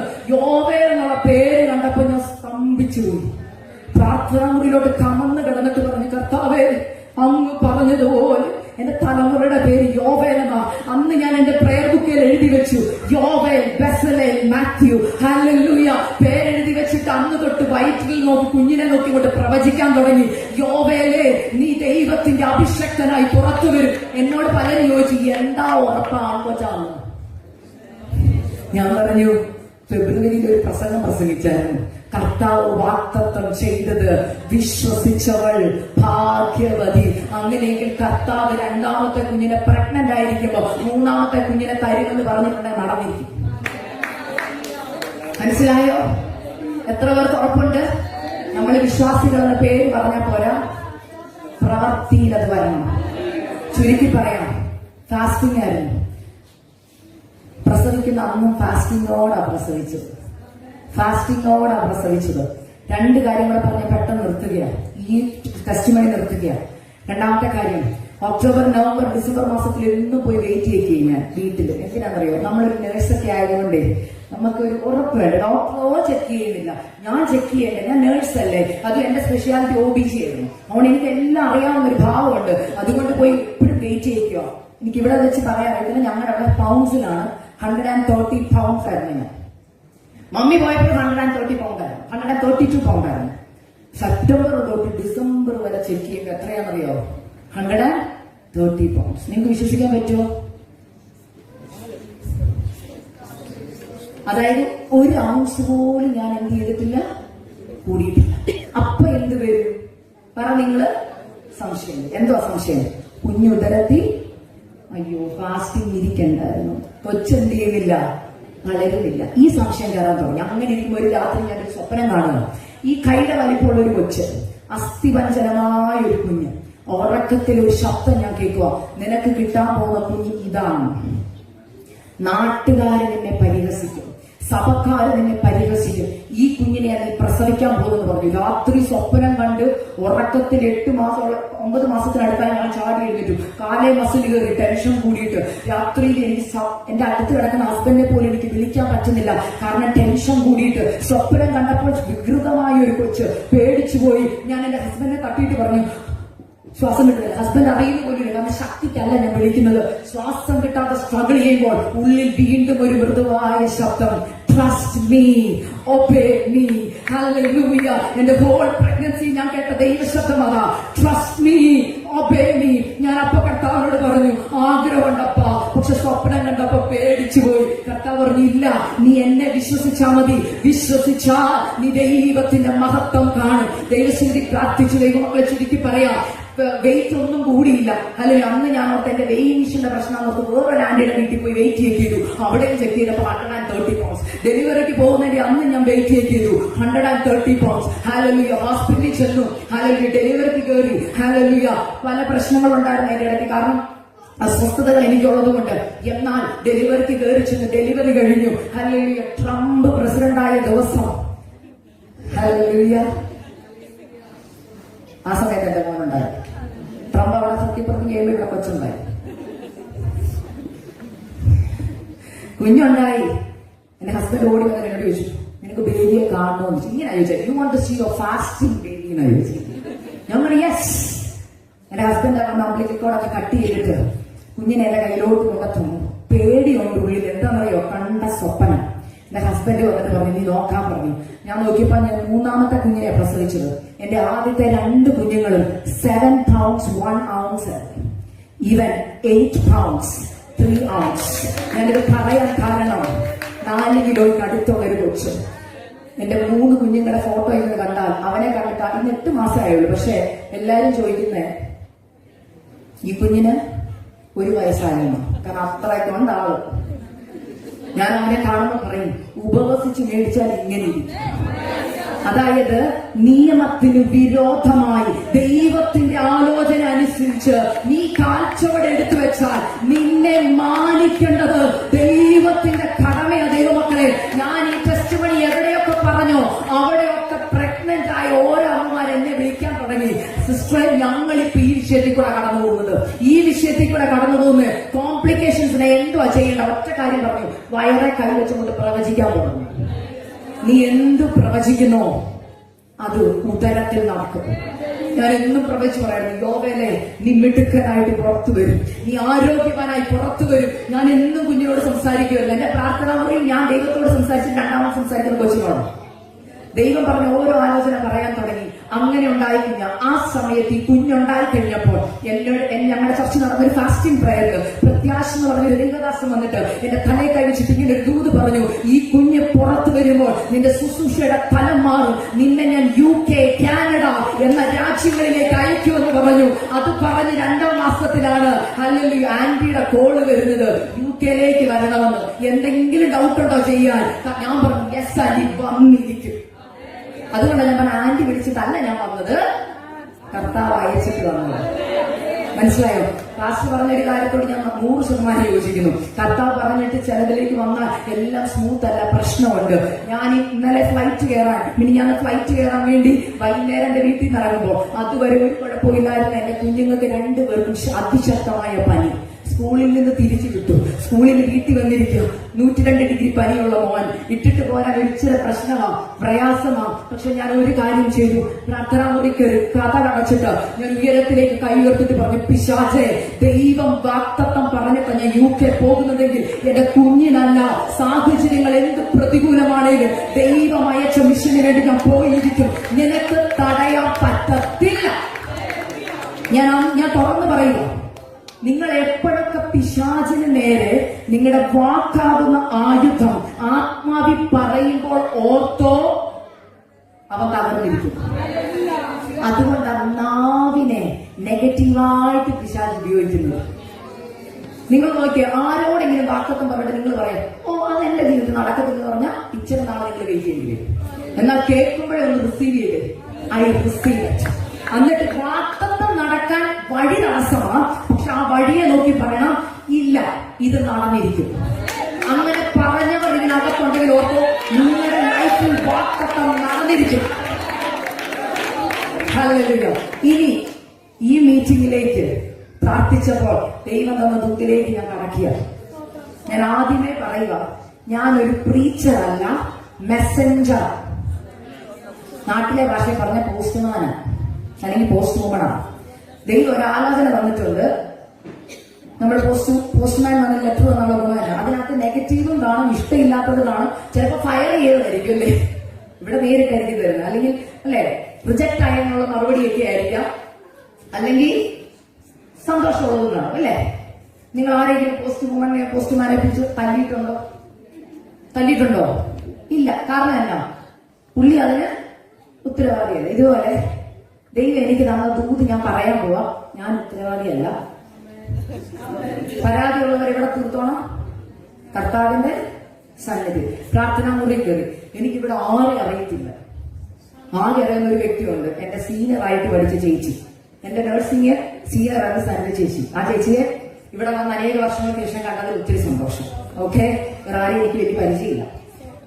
അതുകൊണ്ട് ഞാൻ ഇവിടെ നിൽക്കുമ്പോൾ നിങ്ങളെ അക്സ എന്ന് പറഞ്ഞ വ്യക്തിയെ നോക്കണ്ട. പരിശുദ്ധാത്മാവ് നിങ്ങളെ സ്നേഹിച്ച് എന്നോട് പറഞ്ഞ ആലോചന മറച്ചു വെക്കണം. ഞാൻ പറഞ്ഞു, ഞാൻ ശുശ്രൂഷയ്ക്ക് ഇറങ്ങിയപ്പോൾ, പ്രസംഗിക്കാൻ കർത്താവ് വിളിച്ചപ്പോൾ എന്റെ പ്രാർത്ഥന മുറി വന്ന് പറഞ്ഞൊരു വാക്കുണ്ട്, it is good to be judged by people than judged by God. മനുഷ്യരാൽ വിധിക്കപ്പെടുന്നതിനേക്കാൾ നല്ലത് ദൈവം നിങ്ങളൊന്ന് വിധിച്ചാലും ഐ ഡോണ്ട് കെയർ. കേട്ടോ, മനസ്സിലായോ? നാളെ വിളിച്ചില്ലേലും ഒരു പരാതി. ശുശ്രൂഷ തന്നത് ദൈവമാണ്. പക്ഷെ ഞാൻ തുടക്കം പറഞ്ഞപ്പോ മനസ്സിലായി കാണുമല്ലോ എന്ത് ദൂതാ വരാൻ പോകുന്നത്. ഒറ്റ ദൂതാ, മാനസാന്തരത്തിന് ഒത്ത ഫലം കഴിക്കണം. ഓക്കെ, നമുക്ക് വചനത്തിലേക്ക് കടക്കാം. ഹല്ലേലൂയ. ഇന്നത്തെ വചനത്തിന് ദൈവം എനിക്ക് തന്നിരിക്കുന്നത്, are you a fruitful disciple to the lord? നിങ്ങൾ ദൈവത്തിന് വേണ്ടി ഫലം കായ്ക്കുന്നവർ ആണോ? ഹല്ലേലൂയ. അതിനാധാരമായി ലൂക്കോസിന്റെ സുവിശേഷം 13-ാം അധ്യായം അതിന്റെ 6 തൊട്ടുള്ള വാക്യങ്ങളാണ്. ഞാൻ അതിനകത്ത് ഏറ്റവും കാതലായ ഭാഗം മാത്രം ഞാനത് പറയാം. നിങ്ങളൊന്ന് വായിച്ചു തരണമേ. ലൂക്കോസ് 13-ന്റെ 6 തൊട്ട് 9 വരെയുള്ള വാക്യങ്ങൾ ആരെങ്കിലും എനിക്കൊന്ന് വായിച്ചു തരണമേ. അവൻ ഈ ഉപമയിൽ പറഞ്ഞ്, ഒരുത്തന് തന്റെ മുന്തിരിത്തോട്ടത്തിൽ നട്ടിരുന്നൊരു അത്തിവൃക്ഷം ഉണ്ടായിരുന്നു. അവൻ അതിൽ ഫലം തിരഞ്ഞു വന്നു, കണ്ടതില്ലതാനും. അവൻ തോട്ടക്കാരനോട്, ഞാൻ ഇപ്പോൾ 3 സംവത്സരമായി ഈ അത്തിയിൽ ഫലം തിരിഞ്ഞു വരുന്നു, കാണുന്നില്ലതാനും. അതിനെ വെട്ടിക്കളക, അത് നിലത്തെ നിഷ്ഫലമാക്കുന്നത് എന്തിന് എന്ന് പറഞ്ഞു. അതിന് അവൻ, കർത്താവെ, ഞാൻ അതിന് ചുറ്റും കിളച്ച വളം ഇടുവോളം ഈ ആണ്ടുകൂടെ നിൽക്കട്ടെ, മേലാൽ കായ്ച്ചെങ്കിലോ ഇല്ലെങ്കിൽ വെട്ടിക്കളയാമെന്ന് ഉത്തരം പറഞ്ഞു. സിസ്റ്റർ, 8-ാമത്തെ വാക്യം ഒന്നോടെ വായിക്കുന്നു. അതിന് അവൻ, കർത്താവെ, ഞാൻ അതിന് ചുറ്റും കിളച്ച് വളം ഇടുവോളം ഈ ആണ്ടും കൂടെ നിൽക്കട്ടെ. യെസ്, ആർക്കും സന്തോഷമില്ല. പക്ഷെ കർത്താവ് എന്നോട് പറഞ്ഞ കൂടി ഞാൻ പറയാം, ഈ ആണ്ടും കൂടെ നിൽക്കട്ടെ. ഒരിക്കൽ കൂടി ഞാൻ റിപ്പീറ്റ് ചെയ്യുന്നു, ഈ ആണ്ടും കൂടെ നിൽക്കട്ടെ. രക്ഷിക്കപ്പെട്ടവരാവാം, സ്നാനപ്പെട്ടവരാകാം, റെഗുലറായിട്ട് ചർച്ചിൽ പോകുന്നവരാവാം. പക്ഷെ പരിശുദ്ധാത്മാവ് UK-യിലുള്ള ഇവിടെയുള്ള ദൈവമക്കളോട് പറയാം, ഈ ആണ്ടും കൂടെ നിൽക്കട്ടെ. ഈ ആണ്ടും കൂടെ നിൽക്കട്ടെ. നിലത്തെ നിഷ്ഫലമാക്കാനല്ല, 1 വർഷം കൂടെ ദൈവം തരുക. ഫലം കായ്ച്ചില്ലെങ്കിൽ വെട്ടുറപ്പാ. കാരണം എന്താണെന്നറിയാമോ? ഫലം കായ്ക്കാനാ നട്ടത്. കൊണ്ടുവന്നത്. ഫലം കായ്ക്കാനാണ് സഭയുമായി കൂട്ടിച്ചേർത്തത്. ഫലം കായ്ക്കാണ് കർത്താവ് കണക്ട് ചെയ്തത്. എന്നാൽ നിഷ്ഫലമാക്കുവാനാണ് ഇന്ന് നിൽക്കുന്നത് നിലത്ത്. നമ്മൾ പലപ്പോഴും ചിന്തിക്കുന്നത് കർത്താവിനെ അറിഞ്ഞു രക്ഷിക്കപ്പെട്ട് സ്നാനപ്പെട്ട് അഭിഷേകം പ്രാപിച്ച് നാം പോകത്തില്ല. ഞാനിത് പറയാൻ കാരണം, ഞാൻ ഒരു പാസ്റ്ററുടെ മോളാ. ഭയങ്കര അഹങ്കാരം ഉണ്ടായിരുന്നു അതിന്റെ. കേട്ടല്ലോ, അഹങ്കാരത്തെ ഒരു 8 വർഷം മുമ്പ് കർത്താവ് അങ്ങോട്ട് ഓട്ടിച്ചു. മനസ്സിലായോ? ഓട്ടിച്ചിട്ട് എന്നോട് പറഞ്ഞു, നീ ആരെന്ന് ഞാൻ കാണിച്ചു തരാമെന്ന് പറഞ്ഞു. അതുവരെയുള്ള അഹങ്കാരം എന്തായിരുന്നറിയോ? പാസ്റ്ററുടെ മോള, രക്ഷിക്കപ്പെട്ടു, സ്നാനപ്പെട്ടു, അഭിഷേകം പ്രാപിച്ചു. നിങ്ങൾ എല്ലാവരെക്കാളും എന്താ വെള്ള കിട്ടുവെന്നുണ്ടോ? നിങ്ങളൊക്കെ കളറിട്ടോണ്ടല്ലേ വന്നേ? ഞാൻ കണ്ടോ വെള്ള, ഫുള്ള് വെള്ള, ഷൂ വരെ വെള്ളേ. അപ്പൊ നമ്മൾ ചിന്തിക്കുന്നത് എന്താ? ഞാൻ നിങ്ങളെക്കാളൊക്കെ പറ, നിങ്ങൾ അങ്ങനെയല്ല, ഞാൻ അങ്ങനെയല്ല. ഞാൻ എന്റെ കാര്യം പറഞ്ഞു, ഞാൻ അങ്ങനെയായിരുന്നു. പക്ഷെ കർത്താവ് എന്നെ അമേരിക്കയിൽ കൊണ്ടുവന്നിട്ട് എന്റെ അഹങ്കാരവും അഹംഭാവവും എല്ലാം അങ്ങോട്ട് ഉടച്ച് പണിതിട്ട് എന്റെ കയ്യിൽ ശുശ്രൂഷ ഏൽപ്പിച്ചിട്ട് പറഞ്ഞു, ഇതാണ് നീ പ്രസംഗിക്കേണ്ട പ്രസംഗം. ഞാൻ ആദ്യം അമേരിക്കയിലോട്ട് വന്നപ്പോൾ കർത്താവിനോട് ചോദിച്ചു, അമേരിക്ക ക്രിസ്ത്യൻ രാജ്യം, അവിടെ പോയി ഞാൻ എന്തോ വേല ചെയ്യാനാ? എവിടെയാ വേല? പുറത്താണോ അകത്താണോ? കർത്താവ് എന്നോട് പറഞ്ഞു, നിന്റെ വേല സഭയ്ക്കുള്ളിലാണ് പറഞ്ഞു. ഞാൻ ചോദിച്ചു, കർത്താവ് എവിടെ സഭയ്ക്കുള്ളിൽ? എന്നിട്ട് എന്നോട് പറഞ്ഞു, മാനസാന്തരത്തിന്റെ പ്രസംഗം പ്രസംഗിച്ചാൽ മതി. അപ്പൊ സഭയ്ക്കുള്ളിൽ എല്ലാവരും മാനസാന്തരപ്പെട്ടവരല്ലേ കർത്താവ്? കർത്താവ് പറഞ്ഞു, നിന്നെ പോലെ കുറെ പേര് അതിനകത്ത് ഇരിപ്പുണ്ട്. മനസ്സിലായോ? നമ്മൾ ഇത്ര വർഷം, നമ്മുടെ അപ്പച്ചനും വലിയ ആളായിരുന്നു.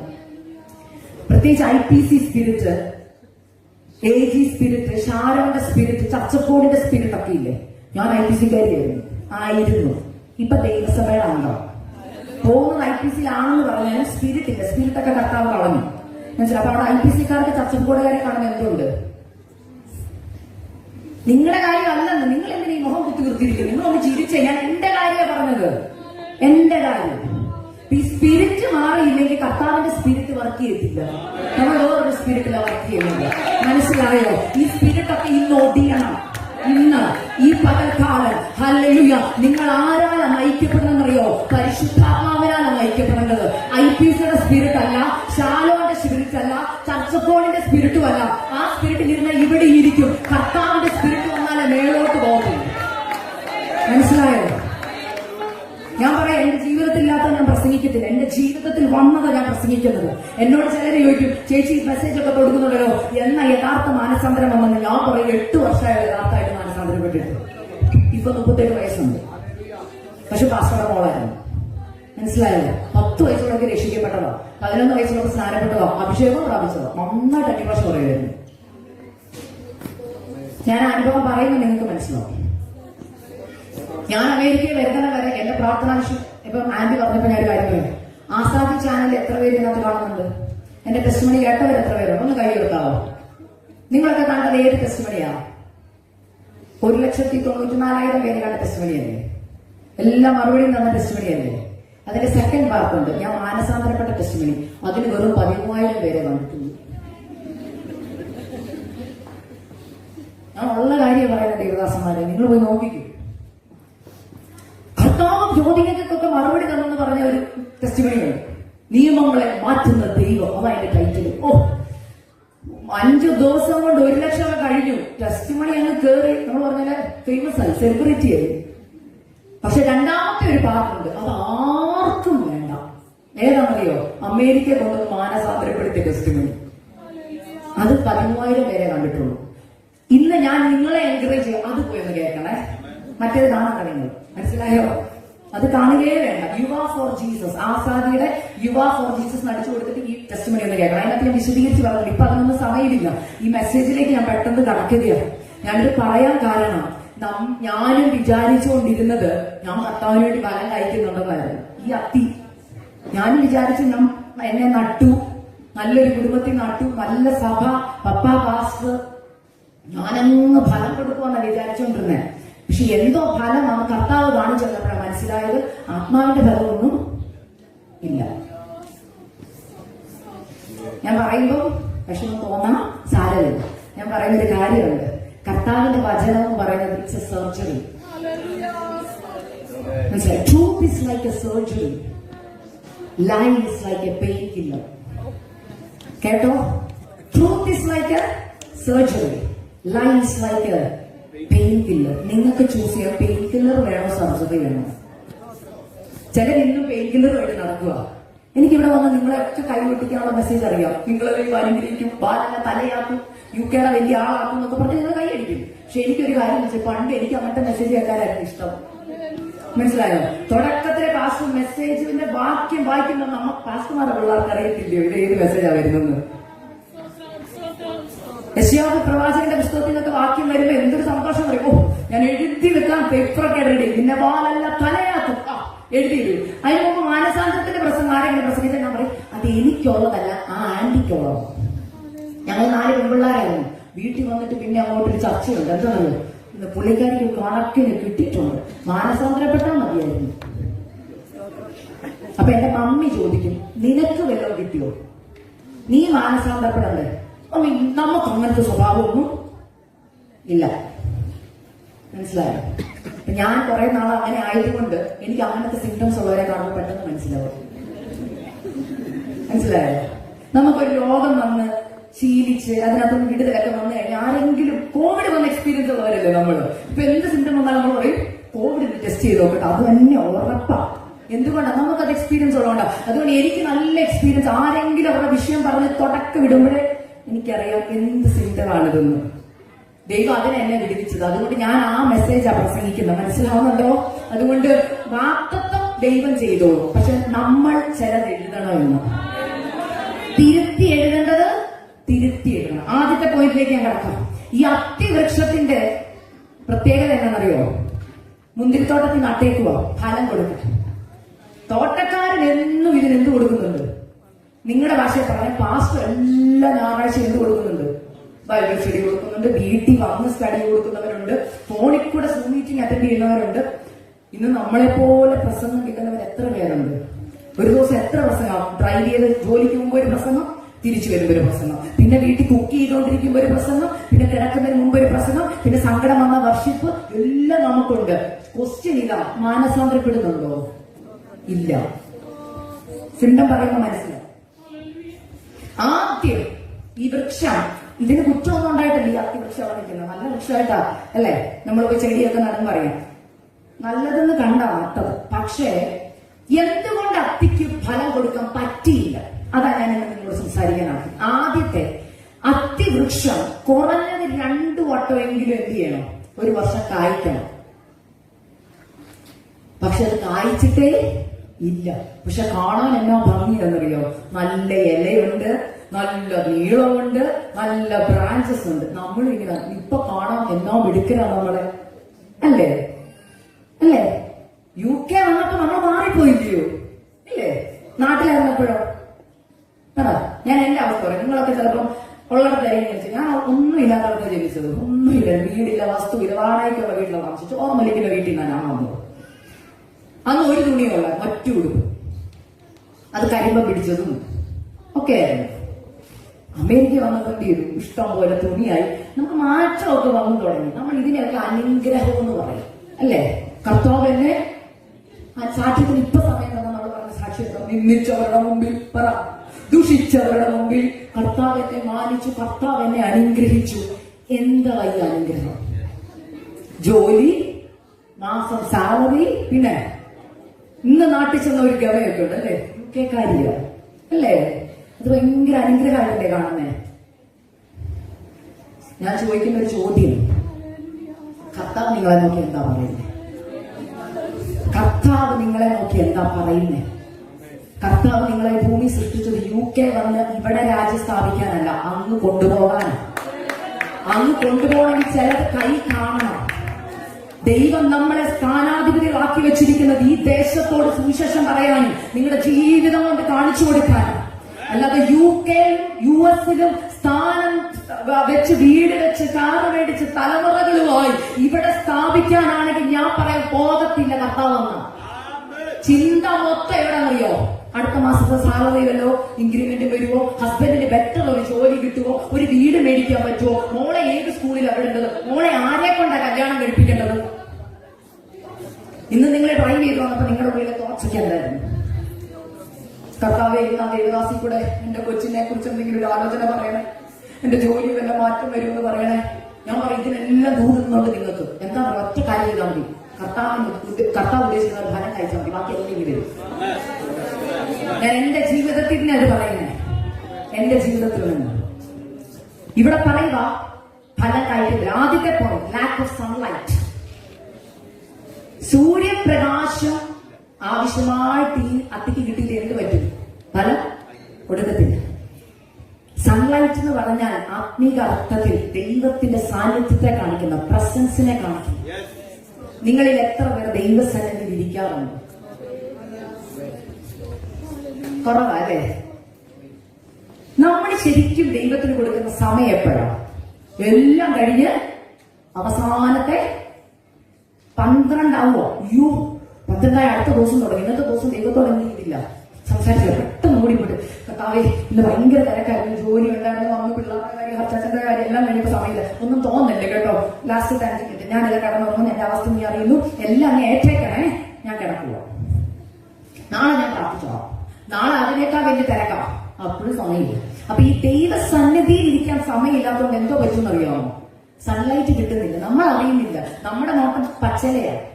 കാര്യങ്ങളൊക്കെ ഈ പച്ചലെന്ന് പറയുമ്പോൾ, ഇനി ഞാൻ മുമ്പോട്ട് പോകുമ്പോൾ നിങ്ങൾ പച്ചലെന്ന് പറഞ്ഞാൽ നിങ്ങൾ കാണുന്ന അനുഗ്രഹങ്ങളില്ലേ, ഭർത്താവ്, മക്കള്, വീട്, കാറ്, ജോലി, ഇതൊക്കെ കേട്ടോ.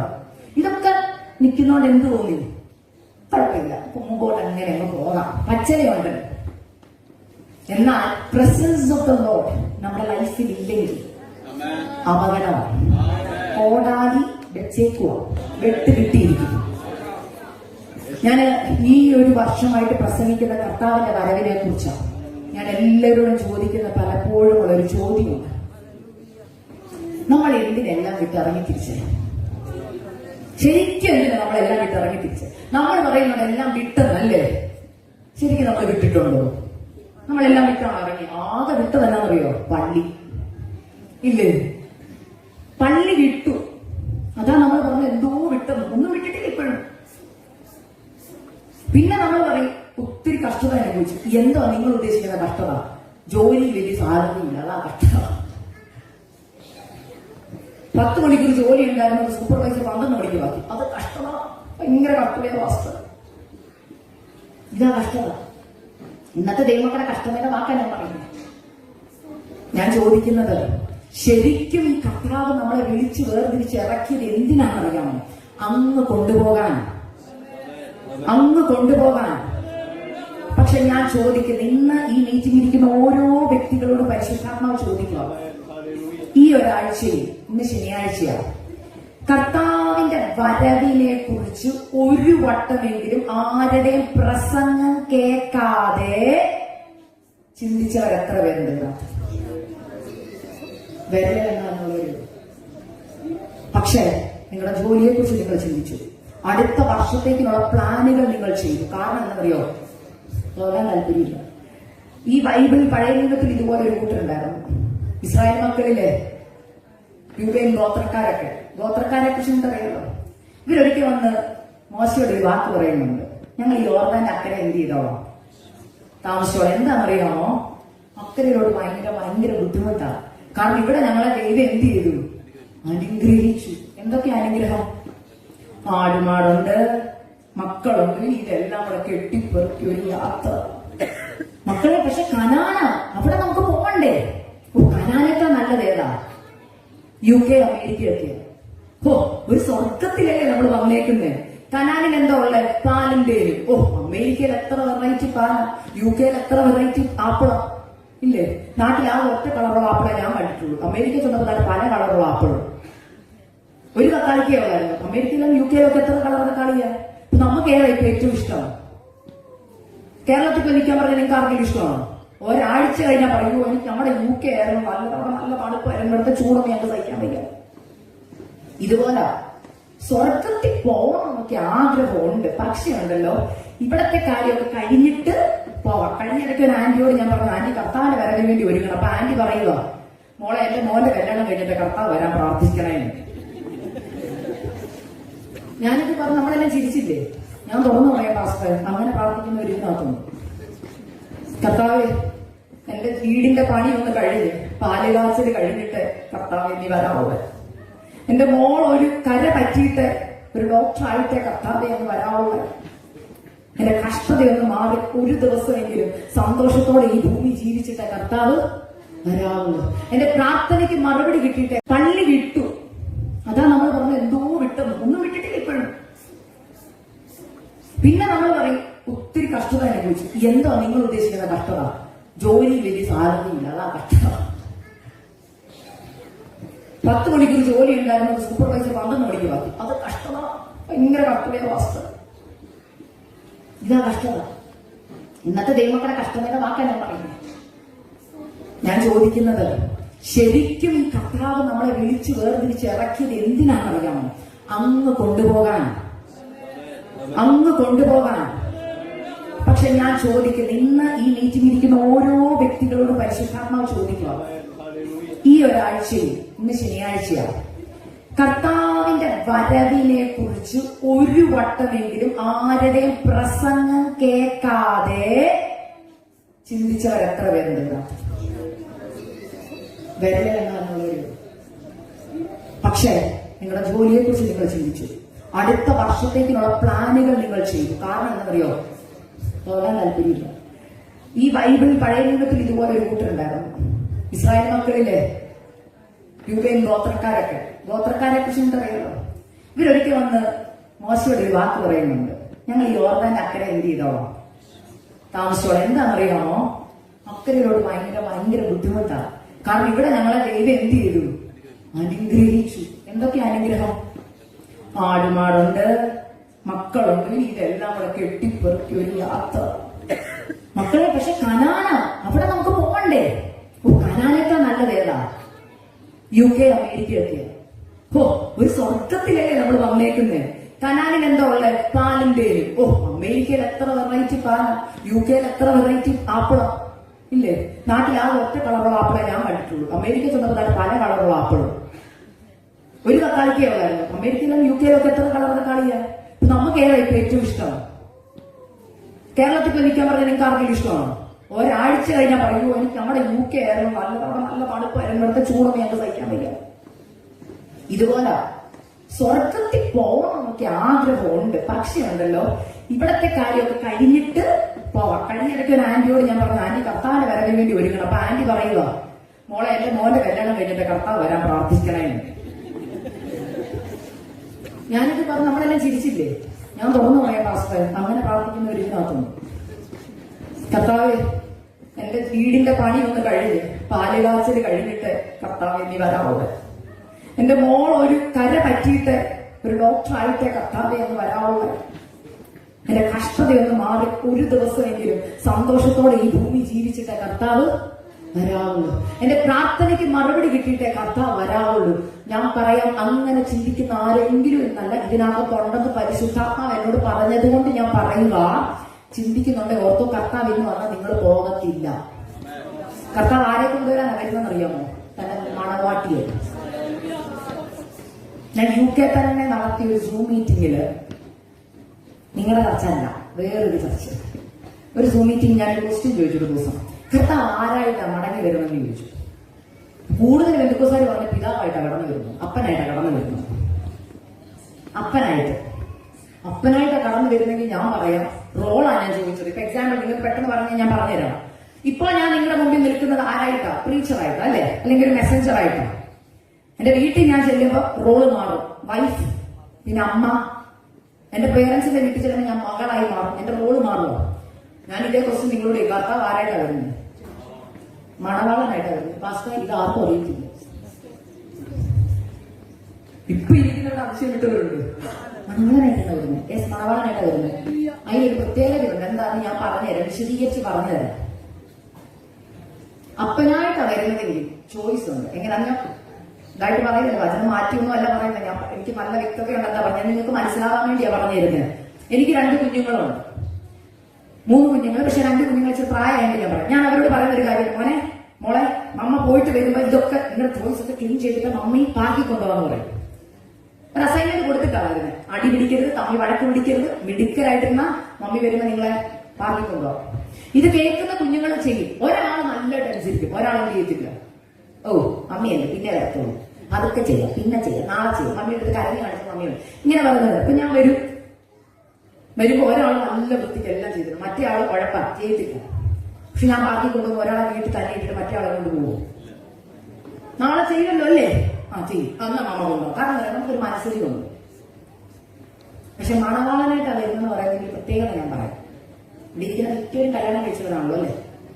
ഈ എൻഗേജ്മെന്റ് കഴിഞ്ഞിട്ട് നിങ്ങൾ ഭർത്താക്കന്മാരായിട്ട് സംസാരിച്ചിട്ടുണ്ടെങ്കിൽ ഒരു ഗ്യാപ്പ് ഒക്കെ ഉണ്ടെങ്കിൽ ഒരാഴ്ച ആയിക്കോട്ടെ, എനിക്ക് ആകെ 5 ദിവസം കിട്ടുള്ളൂ. 5 ദിവസം പോലും ഇല്ല. ഞങ്ങളുടെ തലേന്ന് എൻഗേജ്മെന്റ് 2 ദിവസം കല്യാണമാണ്, പെട്ടെന്ന് നടന്നിട്ടാണോ, അതുകൊണ്ട് സമയമൊന്നും കിട്ടി. ഞങ്ങൾ സംസാരിച്ചിട്ട് പോലും ഇല്ല. മനസ്സിലായോ? ഇപ്പൊ സംസാരിച്ചവർക്കറിയാം. ഈ സംസാരിക്കുന്ന സമയത്ത് ഈ അച്ചാച്ചന്മാർ ആദ്യം പറയുന്ന കറകാരുണ്ട്, എനിക്ക് ഇങ്ങനെ ഇടുന്ന ഇഷ്ടമല്ലോ, ഇങ്ങനെ ഡ്രസ്സ് ഇടുന്ന ഇഷ്ടമല്ലോ, എനിക്ക് ഇങ്ങനെ ചെയ്യുന്ന ഇഷ്ടമല്ലോ, കുറെ ഇഷ്ടക്കേടുകൾ ആദ്യം പറയും. എന്നിട്ട് പറയും ഇങ്ങനെയൊക്കെ ചെയ്യണമെന്നും പറയും. ചിലപ്പോൾ അച്ചാച്ചൻ വിദേശത്തായിരിക്കും, നിങ്ങൾ നാട്ടിലായിരിക്കും. ഞാൻ വരുന്ന സമയത്ത് ഇങ്ങനെയുള്ള ഒരു പെണ്ണിനെയാണ്, എന്റെ കോൺസെപ്റ്റിലുള്ള പെണ്ണ് ഇങ്ങനെയാണ്, ഇങ്ങനെയൊക്കെ ഇഷ്ടം എന്നൊക്കെ പറഞ്ഞിരിക്കുന്നത്. അച്ചാച്ചന് ഇഷ്ടമില്ലാത്ത കാര്യങ്ങൾ നിങ്ങൾ ചെയ്തോണ്ടിരിക്കുവാന്നിരിക്കട്ടെ. നിങ്ങൾക്ക് അച്ചാച്ചന് ഇഷ്ടമില്ലാത്ത ചെയ്തുകൊണ്ടിരിക്കുന്നു. അച്ചാച്ചൻ കല്യാണത്തിന് വരുന്ന സമയത്ത് കേൾക്കുക, താൻ പറഞ്ഞതുപോലെ അല്ല പെണ്ണ് നടക്കുന്നത്, വേണ്ടാത്ത ഫ്രണ്ട്ഷിപ്പ് ഉണ്ട്, വേണ്ടാത്ത ബന്ധങ്ങളുണ്ടെന്നൊക്കെ അറിഞ്ഞാൽ അപ്പനല്ല അമ്മയല്ല ആര് പറഞ്ഞാലും ആ ചെറുക്കൻ ആ പെണ്ണിനെ കല്യാണം കഴിക്കും. നിങ്ങൾ കല്യാണം കഴിക്കുവോ? എന്തുകൊണ്ട് കഴിക്കത്തില്ലെന്നെന്താ? ഞാൻ ഓർത്തിട്ടുണ്ട്, ഈ എൻഗേജ്മെന്റിനും പാസ്റ്റർമാര് നമ്മുടെ അച്ഛന്മാര് ചോദിക്കും സമ്മതമാണോ ചോദിക്കും അല്ലേ.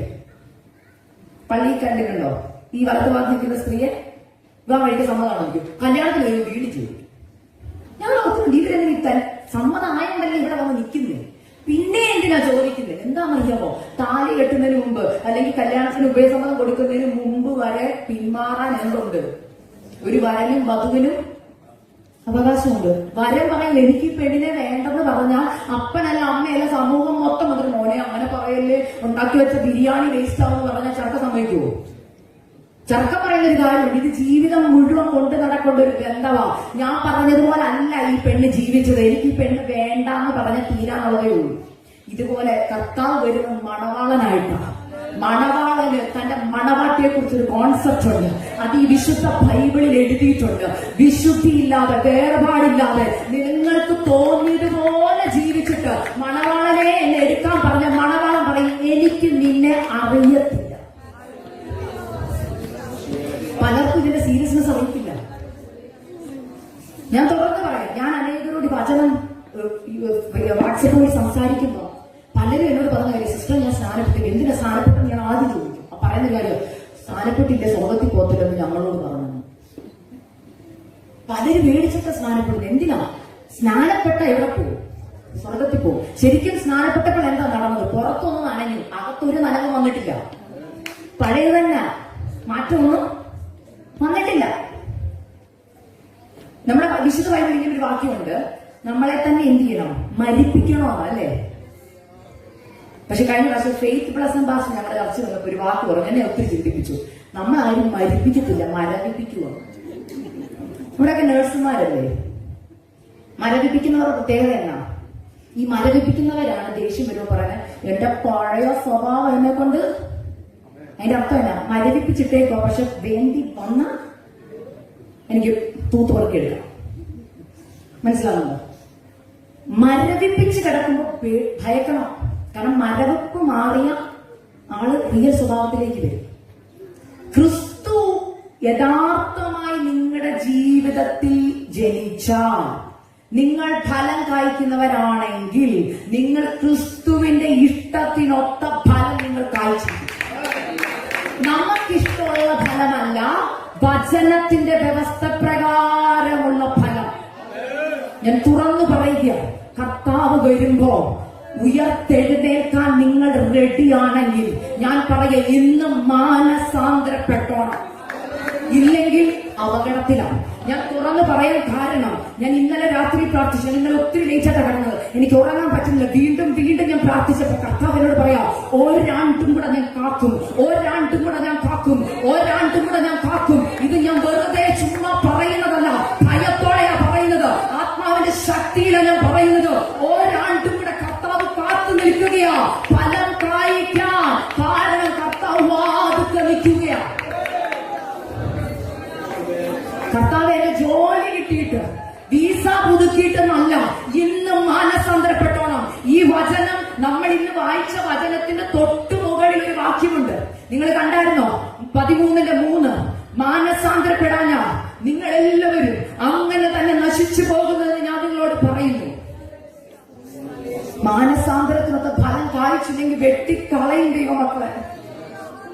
എനിക്ക് എന്റെ പപ്പായുടെ റെക്കമെൻഡേഷൻ അവിടെ പോയി നിൽക്കാൻ പറ്റത്തില്ല, മമ്മിയുടെ റെക്കമെൻഡേഷനിൽ പോയി നിൽക്കാൻ പറ്റത്തില്ല, ഇത്ര വർഷം ശുശ്രൂഷ ചെയ്തതിന്റെ പേരിൽ നിൽക്കാൻ പറ്റത്തില്ല. ഒറ്റ കണ്ടീഷൻ, ഞാൻ അവനവന് നിങ്ങളുടെ പ്രവർത്തിക്ക് അനുസരിച്ച പ്രതിഫലം തരുന്നത്. നമ്മൾ ഇന്ന് നിൽക്കുന്നതുണ്ടല്ലോ, കർത്താവ്, ഞാൻ ഇപ്പോഴും പറയാം, ഞാൻ പലപ്പോഴും പ്രാർത്ഥിക്കുമ്പോൾ എനിക്കറിയാം കർത്താവ് വാതുക്കെ നിൽക്കുക. The time has come. നമ്മൾ അവസാന നിമിഷത്തിലാണ് നിൽക്കുന്നത്, അല്ലാതെ മണിക്കൂറുകളില്ല. അതായത് മണവാട്ടി ഓൾറെഡി ഒരുങ്ങി റെഡി ആയിട്ട് നിൽക്കുക. അവസാനത്തെ ടച്ചപ്പിനുള്ള സമയമാണ്, അവസാനത്തെ ടച്ചപ്പിന്റെ കയ്യിൽ നിൽക്കുക. വസ്ത്രത്തെ കറ, ചുളുക്കം, പാട്ടം എന്തെങ്കിലും ഉണ്ടോ നോക്കേണ്ട സമയമായത്. സഭ മടങ്ങി വരണം. മാനസാന്തരത്തിനൊത്ത ഫലം കായ്ച്ചേ പറ്റൂ. ഞാനിത് ഭയത്തോടെ ഈ സഭയോട് വിളിച്ചു പറയുന്നത്. ഞാൻ എവിടെ പോയാലും കർത്താവ് എന്നോട് ആ ദൂത് മാത്രമാണ് വരുന്നത്. ഞാനിത് പറഞ്ഞ് പെട്ടെന്ന് പോവുകയാണ്. Next, temperature variation. ഇവിടെ പറയാൻ പറ്റിയ മെസ്സേജ്, കാരണം UK മിക്കപ്പോഴും മഞ്ഞല്ലേ. ഞാൻ കഴിഞ്ഞ ദിവസം ഗ്രേസിയാനെ വിളിച്ചു, ഇവിടെ കരിയാപ്പ വളരെ കൂടി വിളിച്ചു. അപ്പൊ ആന്റി പറഞ്ഞു, മോളെ വിളിക്കത്തില്ല, ഞങ്ങൾ കരിയാപ്പയുടെ നാട്ടിൽ നിന്നാണ് വരുന്നത്, ഫ്ലോറിഡ. നമ്മുടെ അവിടെ ഭയങ്കര ചൂടാണ്, എല്ലാ കൃഷിയുണ്ട്, കേരളമാണ്. അപ്പൊ ആന്റി പറഞ്ഞു, മോളെ ഇവിടെ പിടിക്കത്തില്ല, തണുപ്പാ. ആ തണുപ്പാ, ശീതവാനുമല്ല ഉഷ്ണവാനുമല്ല, നമുക്ക് തണുപ്പാണ് ഇഷ്ടം. കാരണം പുതച്ചു മൂടി എവിടെ കിടക്കാം, ജോലിയില്ലാത്തപ്പോ വീട്ടിലേ കിടക്കാം. ആത്മീകത്തിൽ ഈ തണുപ്പ് കയറിയിട്ടുണ്ട്. ആരെങ്കിലും ഒക്കെ ഒന്ന് ഫോഴ്സ് ചെയ്തില്ല ചർച്ച വരാൻ. ഭയങ്കര റൈഡ് കിട്ടിയാൽ എവിടെ വരാം പറ. പക്ഷെ ഞാൻ ചോദിക്കുന്നത്, ഒരു കല്യാണം ഇവിടെ നടന്നിരുന്നെങ്കിലോ? ഇന്ന് ഒരാളുടെ കല്യാണം വന്നിരിക്കട്ടെ, നമ്മളെ ആരെങ്കിലും റൈഡ് കയറണോ? നമ്മൾ വിളിച്ച് റെഡിയാവും.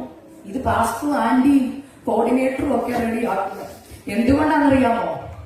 നമുക്ക് അത്രേ ഉള്ളൂ പറ, ചൂട്. നമ്മളിപ്പോഴും തണുത്തിരിക്കുക, നമുക്ക് ആവേശമില്ല, ആവേശം ഒട്ടുമില്ല. കർത്താവിന്റെ വരവിനെ കുറിച്ച് പറയുമ്പോൾ എത്ര പേരുടെ ഉള്ളിൽ ആ പ്രാണപ്രിയനെ കാണാനുള്ള ഉത്സാഹമുണ്ടോ? അങ്ങനെ അറിയാം നിങ്ങൾ ശീതവാനാണോ ഉഷ്ണവാനാണോ. കർത്താവിന്റെ വരവിനെ കുറിച്ച് പറയുമ്പോൾ ഒരു കൈ ഉയർത്തി സ്തോത്രം പോലും പറയുന്നില്ലെങ്കിൽ ഞാൻ പറയാം, പോകാം, പോകാം, റെഡി ആയിട്ടിരുന്നോ, പോകാം. കാരണം കർത്താവ് ചുമ്മാ എല്ലാരെയും കൊണ്ടുപോകത്തില്ല. ഇവിടെ ആരാധിക്കാൻ ബുദ്ധിമുട്ടുള്ളവർ അവിടെ പോയി എന്തുകൊടുക്കാൻ പോവാ? ഞാൻ UK പോരാൻ നേരത്തെ എന്നോട് എല്ലാവരും ചോദിച്ചു, പരിചയമുള്ള ആരുടെയെങ്കിലും കൂടെ അവിടെ താമസിക്കുന്നതെന്ന്. നമ്മൾ ഒരു പരിചയമില്ല, പിന്നെ ഞങ്ങൾ സംസാരിച്ചുള്ള കണ്ടിട്ട് പോലുമില്ല. എയർപോർട്ടിൽ വന്ന് കണ്ടപ്പോഴേ ഞങ്ങൾക്ക് മനസ്സിലായി. കാരണം ആ ആന്റിയുടെ വരവ് കണ്ടപ്പോൾ എനിക്കറിയാം ആ ഗ്രേസി ആന്റി. കാരണം എന്നെ കണ്ടപ്പോൾ ഗ്രേസി ആന്റിക്ക് മാത്രമേ ആ എയർപോർട്ടിൽ ചിരിയുള്ളൂ, വേറെ ആർക്കും ചിരിയില്ല. ആർക്കും എന്നെ കണ്ട് ചിരിക്കേണ്ട കാര്യമില്ല. മനസ്സിലായോ? മണവാട്ടി റെഡി ആയിട്ടിരുന്ന കർത്താവിന്റെ മണവാട്ടിക്ക് അറിയാം, കർത്താവ് എഴുന്നേറ്റു, സിംഹാസനത്തിൽ എഴുന്നേറ്റു. എന്നെ കൊണ്ട് ആ ചലനം ഉള്ളിന്റെ ഉള്ളിൽ നടക്കും. ദൈവദാസിമാർ വചനം പറയുമ്പോൾ അവർക്ക് അടങ്ങിയിരിക്കാൻ പറ്റത്തില്ല. അവർക്കറിയാം പ്രാണപ്രിയം വരാറായി, എന്റെ കഷ്ടത തീരാറായി, പ്രതികൂലങ്ങൾ തീരാറായി, ഇനി ഞാൻ യുഗായുഗം എന്റെ പ്രാണപ്രിയന്റെ കൂടെ കഴിയുമെന്ന്. ആ ചലനം ഉള്ളിലില്ലെങ്കിൽ ഓർത്തോ അപകടത്തിലേക്കാ പോക്ക്. ഈ അപകടം എന്ന് പറയുമ്പോഴേ പണ്ടൊക്കെ സഭകളിൽ നരകത്തെ കുറിച്ച് പ്രസംഗിക്കുമ്പോൾ ഒത്തിരി പേര് രക്ഷിക്കപ്പെടുമായിരുന്നു. അതറിയാമോ? ഇപ്പൊ ഞാൻ നരകത്തെ കുറിച്ച് പറഞ്ഞിട്ട് പലരും രക്ഷിക്കപ്പെടും. കാരണം എന്താണെന്നറിയോ? പലരും സ്വർഗത്തിൽ പോകുന്ന എന്തിനാണെന്നറിയോ? നരകം പേടിച്ച. സത്യസന്ധമായിട്ട് നിങ്ങൾ നിങ്ങളുടെ ഹൃദയത്തിലോ കൈ വെച്ചിട്ട് ചോദിക്കും, ശരിക്കും ഞാൻ എന്തിനാ കർത്താവിന്റെ വരവിനെ കുറിച്ച് ഒരുങ്ങുന്നത്? അയ്യോ, നരകത്തിൽ പോകാൻ പേടിച്ചിട്ടാ. കാരണം അവിടെ എന്തുണ്ട്? തീയ്, പിന്നെ കെടാത്ത തീയും ചാകാത്ത പുഴുവും. അതുകൊണ്ട് ഞാൻ എവിടെ പോകണം? സ്വർഗത്തിൽ പോകണം. ഗൾഫിൽ പോകണോ അമേരിക്കയിൽ പോകണോ? അമേരിക്ക പോയി. ഗൾഫിൽ എന്തോ അയ്യോ മുഴുവൻ മരുഭൂമിയാണ്. പിന്നെ ഗതികേട് കൊണ്ട് ഗൾഫിൽ പോയി പെടുന്നവരുമുണ്ട് അല്ലേ? ഇതുപോലെ പലരും സ്വർഗം ചൂസ് ചെയ്യുന്നത്. എന്തോ അതിന് ചെയ്യുന്നത്? സ്വർഗത്തിൽ പോയി പെണ്ണയാണ് സ്നാനഘട്ടം ആണോ? എന്നാ ഞാൻ മുങ്ങിയേക്കാം. എപ്പം മുങ്ങണോ? റെഡിയാ. പക്ഷെ ബൈബിൾ വെളിപ്പാട് പുസ്തകം വായിക്കുമ്പോൾ അറിയാം, അവിടെ പറഞ്ഞു ഞാൻ നിന്റെ പ്രവൃത്തി അറിയുന്നു. അവിടെ പറയാ നിന്നെ ഞാൻ ഉമ്മിണ്ണ് കളയൂന്ന്. ഉമ്മിണ്ണ് കളയാന്ന് പറഞ്ഞ എന്താ? സിമ്പിളായിട്ട് ഞാൻ പറയാം. കാർക്കിച്ച് തുപ്പിയിട്ടുണ്ടോ നിങ്ങൾ? ഒന്ന് ഓർത്ത് നോക്കിക്കേ. ഇത്രയും നാളും കൊട്ടിപ്പാടിയതാ, ഇത്രയും നാളും ചർച്ച വന്നതാ. കർത്താവ് പറയും ഉമ്മിണ്ണ് കളയൂന്ന്. മാനസാന്തരത്തിനുള്ള ഫലം കായ്ച്ചില്ലെങ്കിൽ, ആദ്യ സ്നേഹത്തിലേക്ക് സഭ മടങ്ങി വന്നില്ലെങ്കിൽ, നീ നിൽക്കുന്ന സ്ഥാനത്ത് നിന്നെ നീക്കിക്കളയും. നമ്മൾ പുറമെ നോക്കി വിധിക്കും. എങ്ങനെയാണെന്നറിയാമോ? ഞാൻ വിധിച്ചിട്ടുള്ളത്, അതുകൊണ്ട് എനിക്കറിയാം. ഞാനും വിചാരിച്ചുകൊണ്ടിരുന്ന വെള്ളം ഇടുന്നവരാ വിശുദ്ധന്മാരെന്നാ. ഞാൻ വിചാരിച്ചുകൊണ്ടിരുന്നത് കൈ കൊട്ടി പാടുന്നവരെ വിശുദ്ധന്മാരെന്നാ. ഞാൻ വിചാരിച്ചുകൊണ്ടിരുന്ന ഉറക്ക സ്തോത്രം പറയുന്നവര് വിശുദ്ധന്മാരെന്നാ. എന്നാൽ പരിശുദ്ധാത്മാവ് എന്നെ മാനസാന്തരപ്പെടുത്തിയപ്പോൾ എന്നോട് പറഞ്ഞു, ഞാൻ ഹൃദയത്തെയോ നോക്കുന്നത്. ഞാൻ ഹൃദയത്തെ നോക്കുമ്പോൾ ഞാൻ വസിക്കുന്ന ഹൃദയം അത് വെളിച്ചമുള്ള ഹൃദയമായി മാറും. ഈ വെളിപ്പാട് പുസ്തകം വായിച്ചാണ്ടല്ലോ ജനം ഭയക്കും, മാനസാന്തരപ്പെട്ടിരിക്കും. ആദ്യ സ്നേഹം എന്നൊക്കെ പറഞ്ഞ എന്തോ അതേ മക്കളെ നിസ്സാരമായിട്ട് കാണരുത്. ടെമ്പറേച്ചർ വേരിയേഷൻ അല്ല പറയുന്നത്. ഞാൻ പറഞ്ഞല്ലോ കാലാവസ്ഥയുടെ വ്യതിയാനം, തണുപ്പ് കൂടിയ പ്രശ്നമാ. തണുപ്പ് കൂടിയ കായ്ക്കാൻ പറ്റത്തില്ലെന്ന്. ഞാൻ അവിടെ ഒന്ന് പെട്ടെന്ന് പോവാം, സമയമില്ല. എനിക്ക് ഇതുകൂടി പറഞ്ഞേ പറ്റൂ. Next, improper watering. കൂടുതൽ വെള്ളം അല്ലെങ്കിൽ പ്രോപ്പറായിട്ട് വെള്ളം കിട്ടാതെ വരിക. കൂടുതലും വെള്ളം ഒഴിക്കാൻ മറന്നു പോകുന്ന അവസ്ഥ. അതായത് വെള്ളം കിട്ടുന്നില്ല. വെള്ളം ഒഴിക്കുന്നത് കൊണ്ട് പക്ഷെ അങ്ങോട്ട് എന്ത് ചെയ്തില്ല, പോകത്തില്ല. മനസ്സിലായോ? ഓ, ഇത്രയൊക്കെ ബൈബിൾ വായിച്ചാൽ മതി, ഇത്രയൊക്കെ പ്രാർത്ഥിച്ചാൽ മതി. ഞാൻ എന്നെ തന്നെ പറയുന്നൊരു കാര്യം ഉണ്ടായിരുന്നു. I was a cheque list Christian. ഞാൻ 30 വയസ്സ് വരെ ചെക്ക് ലിസ്റ്റ് ക്രിസ്ത്യനാണ്. ചെക്ക് ലിസ്റ്റ് ക്രിസ്ത്യന്റെ പ്രത്യേകത എന്താണെന്നറിയോ? നമുക്കൊരു ചെക്ക് ലിസ്റ്റ് ഉണ്ട്. സൺഡേ ആരാധനയ്ക്ക് വരും, രാവിലെ എഴുന്നേറ്റ് പ്രാർത്ഥിച്ചു. എത്ര മണി? 2 മണിക്കൂർ. ബൈബിൾ വായിച്ചോ. പിന്നെ 2 അധ്യായം, പഴയ നിയമത്തിൽ നിന്ന് പുതിയ നിയമത്തിൽ നിന്ന് പ്രോവേർബ്സും. ഓക്കെ. പിന്നെ എല്ലാ മീറ്റിങ്ങിനും മുടങ്ങാതെ പോയിട്ടുണ്ട്. അങ്ങനെ നോക്കുവാണെങ്കിൽ എനിക്കായിരിക്കും ഇവിടെ ഏറ്റവും കൂടുതൽ അവാർഡ് കിട്ടുന്നത്. കാരണം എല്ലാ മീറ്റിങ്ങിനും ഞങ്ങളുടെ പപ്പ കൊണ്ടുപോകും. മീറ്റിങ്ങിന്റെ തസ്തികയിലാണ് സ്വർഗത്തിൽ എൻട്രൻസ് എങ്കിൽ ഞാൻ ആദ്യം പോകും. കാരണം പാസ്റ്ററുടെ മക്കളായാലും എല്ലാ മീറ്റിങ്ങും അറ്റൻഡ് ചെയ്യണം. അപ്പൊ ഞാൻ പറഞ്ഞല്ലോ, ഞാൻ വിചാരിച്ചുകൊണ്ടിരുന്ന ഞാൻ പെർഫെക്റ്റ് ആണ്, ചെക്ക് ലിസ്റ്റ് ക്രിസ്ത്യനായിരുന്നു. എന്നോട് ചോദിച്ചാൽ നിങ്ങൾ എങ്ങനെ പ്രാർത്ഥിക്കുന്നു ചോദിച്ചാൽ, പ്രാർത്ഥിച്ച് എഴുന്നേറ്റ് വരുമ്പോ എന്തോ ഒന്ന് ചെയ്ത് തൃപ്തിയാണ്. എന്ന് വെച്ചാൽ എന്റെ തൃപ്തിക്കാണ് ഞാൻ പ്രാർത്ഥിക്കുന്നത്. മനസ്സിലായി? 2 മണിക്കൂറൊക്കെ പ്രാർത്ഥിച്ചിറങ്ങി വരുമ്പോ ഒരു ലോകം കീഴടക്കിയ സന്തോഷമാണ്. കർത്താവിനോട് പറഞ്ഞു, ആ പ്രാർത്ഥന ഞാൻ പ്രസാദിക്കുന്നില്ല, നീ എനിക്ക് പ്രസാദമായോ എന്ന് നോക്കേണ്ടത്. കർത്താവിന് പ്രസാദം എങ്ങനെ അറിയുമെന്നറിയാവോ? ആ പ്രാർത്ഥനയിൽ വാക്കുകൾ കാണത്തില്ല. ഞാൻ തുറന്നു പറയുന്നു, നീ പ്രാർത്ഥന മുറിക്കരുത്. ഹന്ന കരഞ്ഞതുപോലെ നീ കരയും. അവിടെ വാക്കുകളൊന്നും വരത്തില്ലെന്ന്, നീ പോറൗട്ട് ആവുന്ന, നീ തകരുമെന്ന് നാന്റി പറഞ്ഞില്ലേ? ആ മത്തരക്കാർക്ക് മറിയാം, അവൾക്ക് ഏറ്റവും വിലപ്പെട്ടത് കർത്താവിന്റെ കാൽക്കം കൊണ്ട് ഒട്ടച്ചെന്ന് പറഞ്ഞു കേട്ടില്ലേ? അവിടെ ഒഴുക്കപ്പെടുമായിരുന്നു. അവൾ ദൈവസന്നിധി ചെല്ലുമ്പോ പറയും, കർത്താവേ ഞാൻ ആരാണെന്ന് എനിക്കറിയാം, അങ്ങയുടെ സന്നിധി കൊണ്ടുവരാൻ എനിക്കൊന്നുമില്ല, ഞാൻ എവിടെ കിടന്നവളാണെന്ന് എനിക്കറിയാം. ഞാൻ കുടുംബത്തിന്റെ അവസ്ഥയല്ല പറയുന്നേ, ദാരിദ്ര്യത്തിന്റെ അവസ്ഥയല്ല പറയുന്നത്, ആരായിരുന്നറിയോ? പാപികളും ദോഷികളും. ഒരു കണ്ണിനും മനസ്സിന് തോന്നാത്തൊരു കാലം. നരകത്തിലേക്ക് നേരെ പാസ്പോർട്ട് എടുത്ത് ടിക്കറ്റ് എടുത്ത് പോകുമായിരുന്നു. അവിടെ നിന്ന് കർത്താവ് ഒന്ന് പിടിച്ചെടുത്തിട്ട് എന്റെ രാജ്യത്തേക്ക് കൊണ്ടുപോകാമെന്ന് പറഞ്ഞ് സ്വന്തം ജീവൻ കൊടുത്ത് നമ്മളെ വീണ്ടെടുത്തതാ. ഇനി എന്തോ കർത്താവ് ചെയ്തു തരാനുള്ളത്? ഇന്ന് പലരുടെ പ്രാർത്ഥന എന്താണെന്നറിയോ?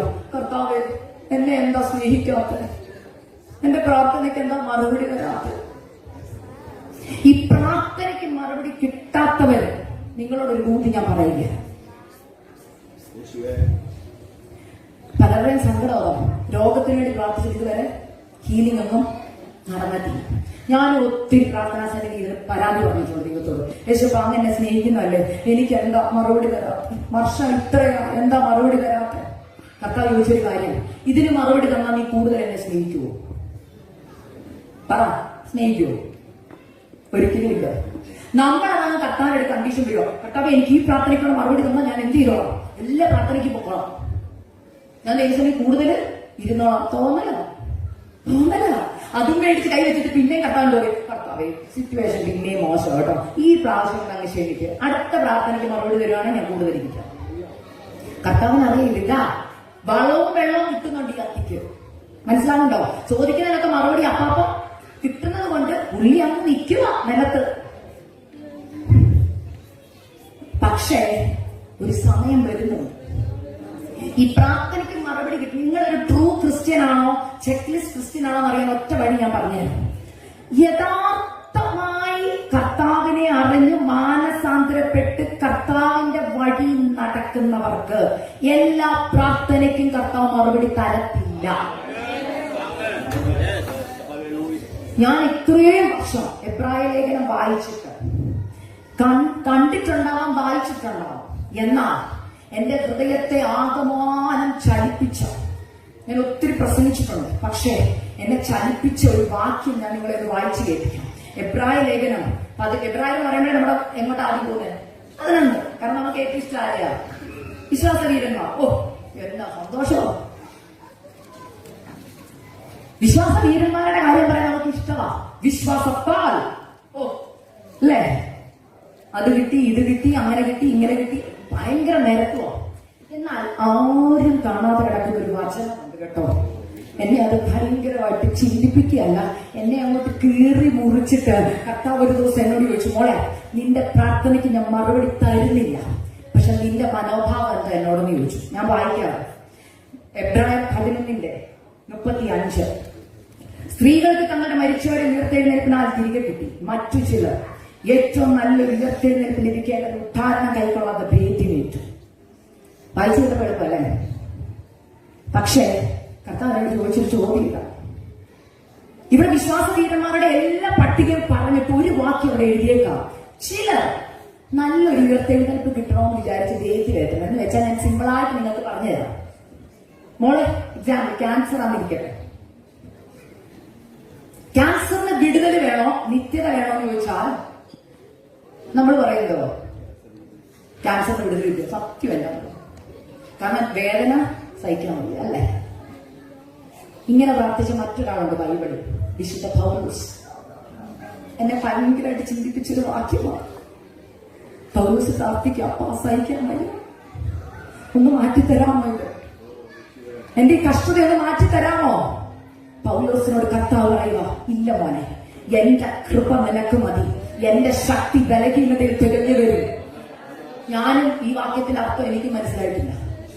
ഒരു ദിവസം കർത്താവ്, ഞാൻ പറഞ്ഞു എന്റെ കഷ്ടതയുടെ സമയം ഞാൻ പറഞ്ഞില്ലേ, കുഞ്ഞിനെ എനിക്ക് വയ്യാഴിക വന്ന സമയം, അന്ന് ഈ വചന കർത്താവ് എനിക്ക് തന്നു. ഈ വർഷം എനിക്ക് കിട്ടിയ ഗുരുവാക്കി അതാ ദേവദാസ, എന്റെ കൃപ നിനക്ക് മതി, എന്റെ ശക്തി ബലഹീനതയിൽ തികഞ്ഞു വരുന്നത്. അപ്പൊ കർത്താവ് പറയാ, പ്രാർത്ഥനയുടെ മറുപടി നീ ഉദ്ദേശിക്കുന്നത് പോലെ ഞാൻ തരുന്നില്ല, പകരം കൃപ തരാമെന്ന്.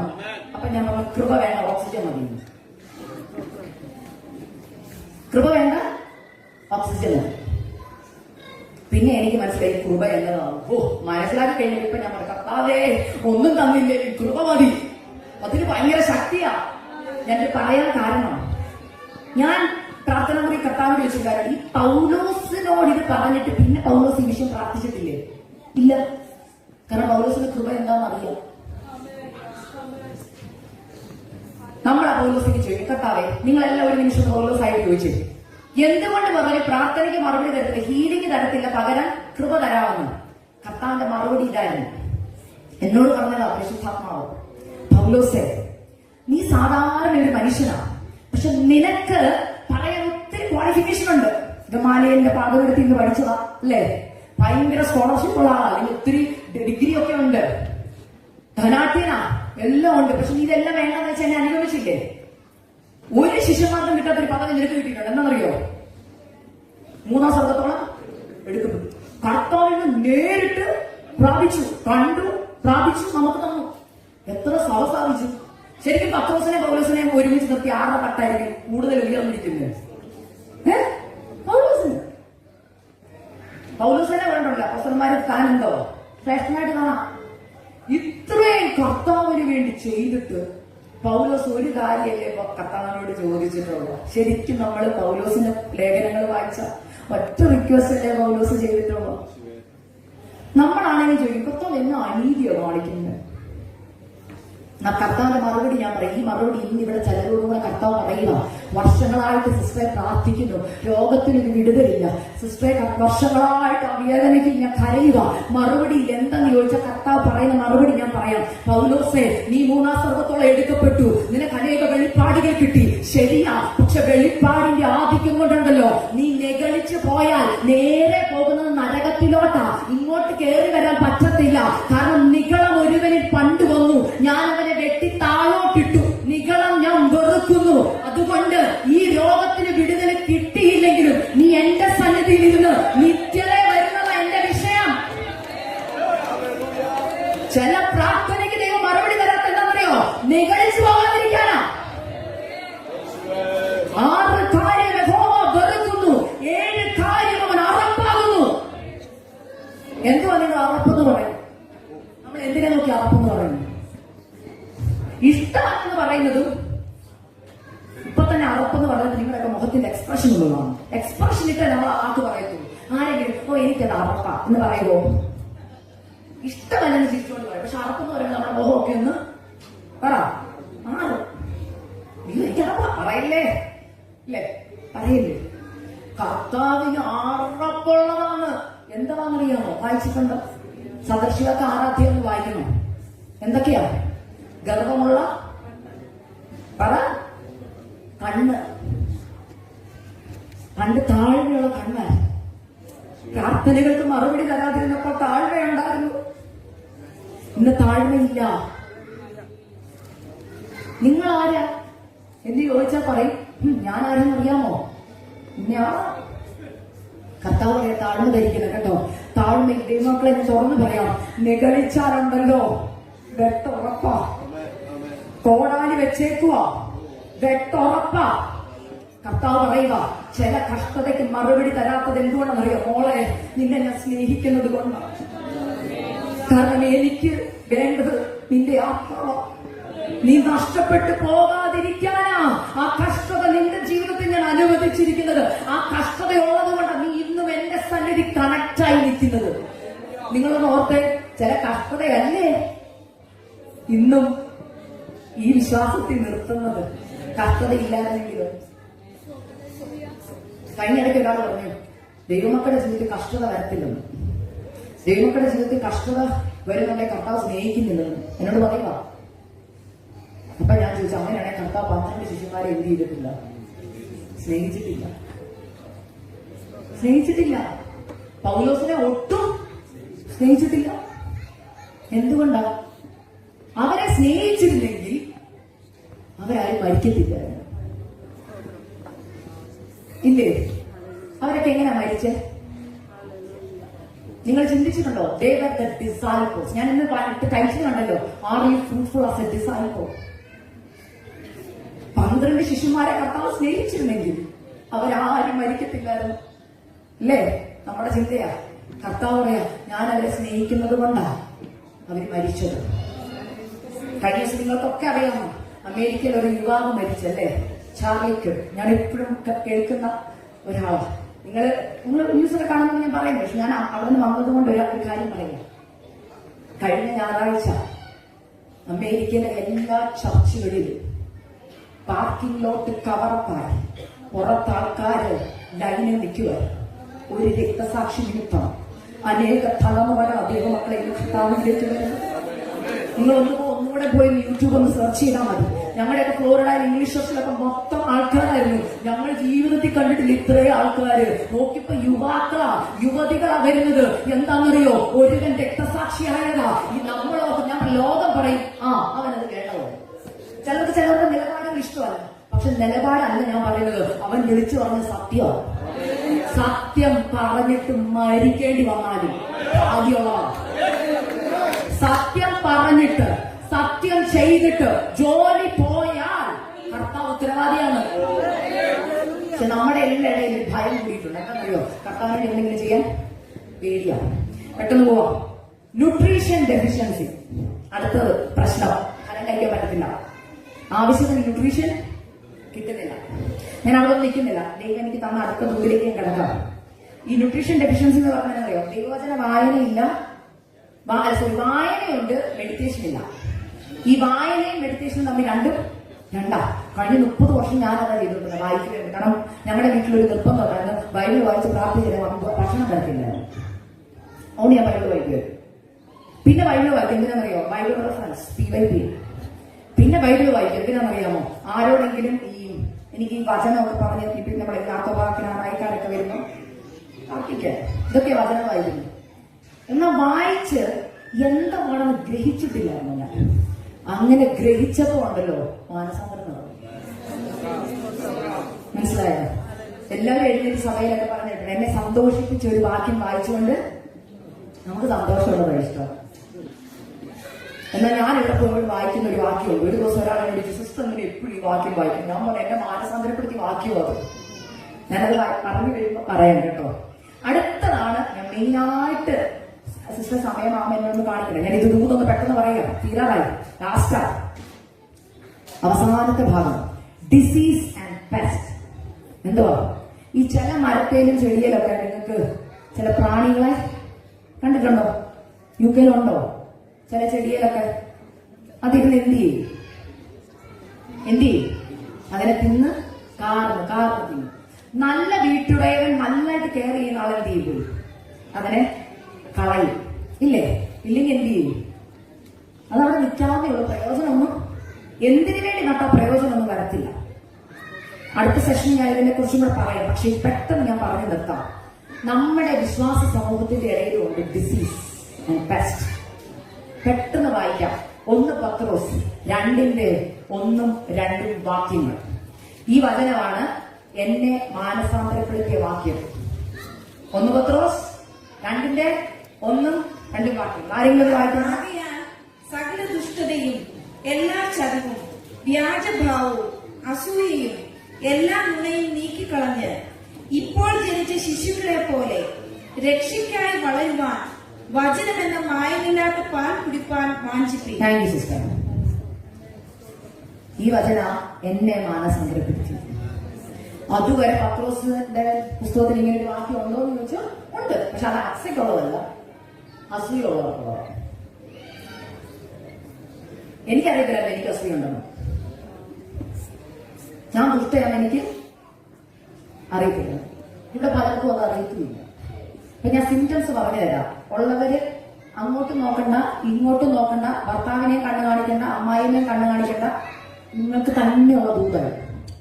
ഇന്ന് ആ ഡിസീസ് മാറ്റിയാൽ ഇവിടെ പറയുന്നുണ്ട് വചനമെന്ന മായമില്ലാത്ത പാൽ കുടിച്ചാൽ എന്ത് ചെയ്യും? അബ്സോർപ്ഷൻ നടക്കും, വളർച്ച നടക്കും, ഫ്രൂട്ട്ഫുൾ ആവും, കത്താവുന്ന പോകും. ആദ്യത്തെ ഭാഗം എന്തുവാ? എല്ലാ ദുഷ്ടതയും, സകല ദുഷ്ടത. ദൈവമക്കളുടെ ദുഷ്ടതയുണ്ടോ? നമ്മൾ സമ്മതിച്ചു കൊടുത്തിട്ട് വേണ്ടേ? എന്റെ മുമ്പിൽ ഞാൻ സമ്മതിച്ചില്ല കർത്താവ് പറഞ്ഞപ്പോ. ഇനി ഞാൻ അതിന്റെ പെട്ടെന്ന് പറയാം. ഞാൻ പ്രാർത്ഥന കൂടി ഇരുന്ന് പ്രാർത്ഥിക്കുക. ഞാൻ പറഞ്ഞ എന്റെ തകർത്ത് പണിയുന്ന സമയം ഞാൻ കർത്താവിനോട് ചോദിച്ചു, അപ്പന്റെ കണ്ണിൽ കൂടെ എന്നെ നോക്കുമ്പോ എന്നെ എങ്ങനെ അപ്പ കാണുന്നേ? ഞാൻ ചോദിച്ച ചോദ്യം എനിക്കൊന്ന് അറിയാൻ ആഗ്രഹമുണ്ട്. അപ്പ എന്നെ നോക്കുമ്പോൾ അപ്പയുടെ മുമ്പിൽ ഞാൻ ആരാ? പ്രതീക്ഷ ഉത്തരം എന്താണെന്നറിയോ? വെള്ളയൊക്കെ ഇട്ട് നല്ല ക്രൗൺ ഒക്കെ വെച്ച് കർത്താവ് പറയും, മോളെ നീ എന്റെ പൊന്നോനെ. നീ എന്റെ പൊന്ന കേൾക്കാൻ റെഡിയായിട്ടിരുന്നപ്പോൾ കണ്ണടച്ച് പ്രാർത്ഥിച്ചപ്പോൾ ഞാൻ ഒരു ദർശനം കാണുക. കർത്താവ് പറഞ്ഞു, ഇങ്ങനെയാണ് ഞാൻ നിന്നെ കാണുന്നത്. എന്തായാലും അറിയോ, നാട്ടിലെ ചാണകക്കുഴി കണ്ടിട്ടുണ്ടോ ആരെങ്കിലും?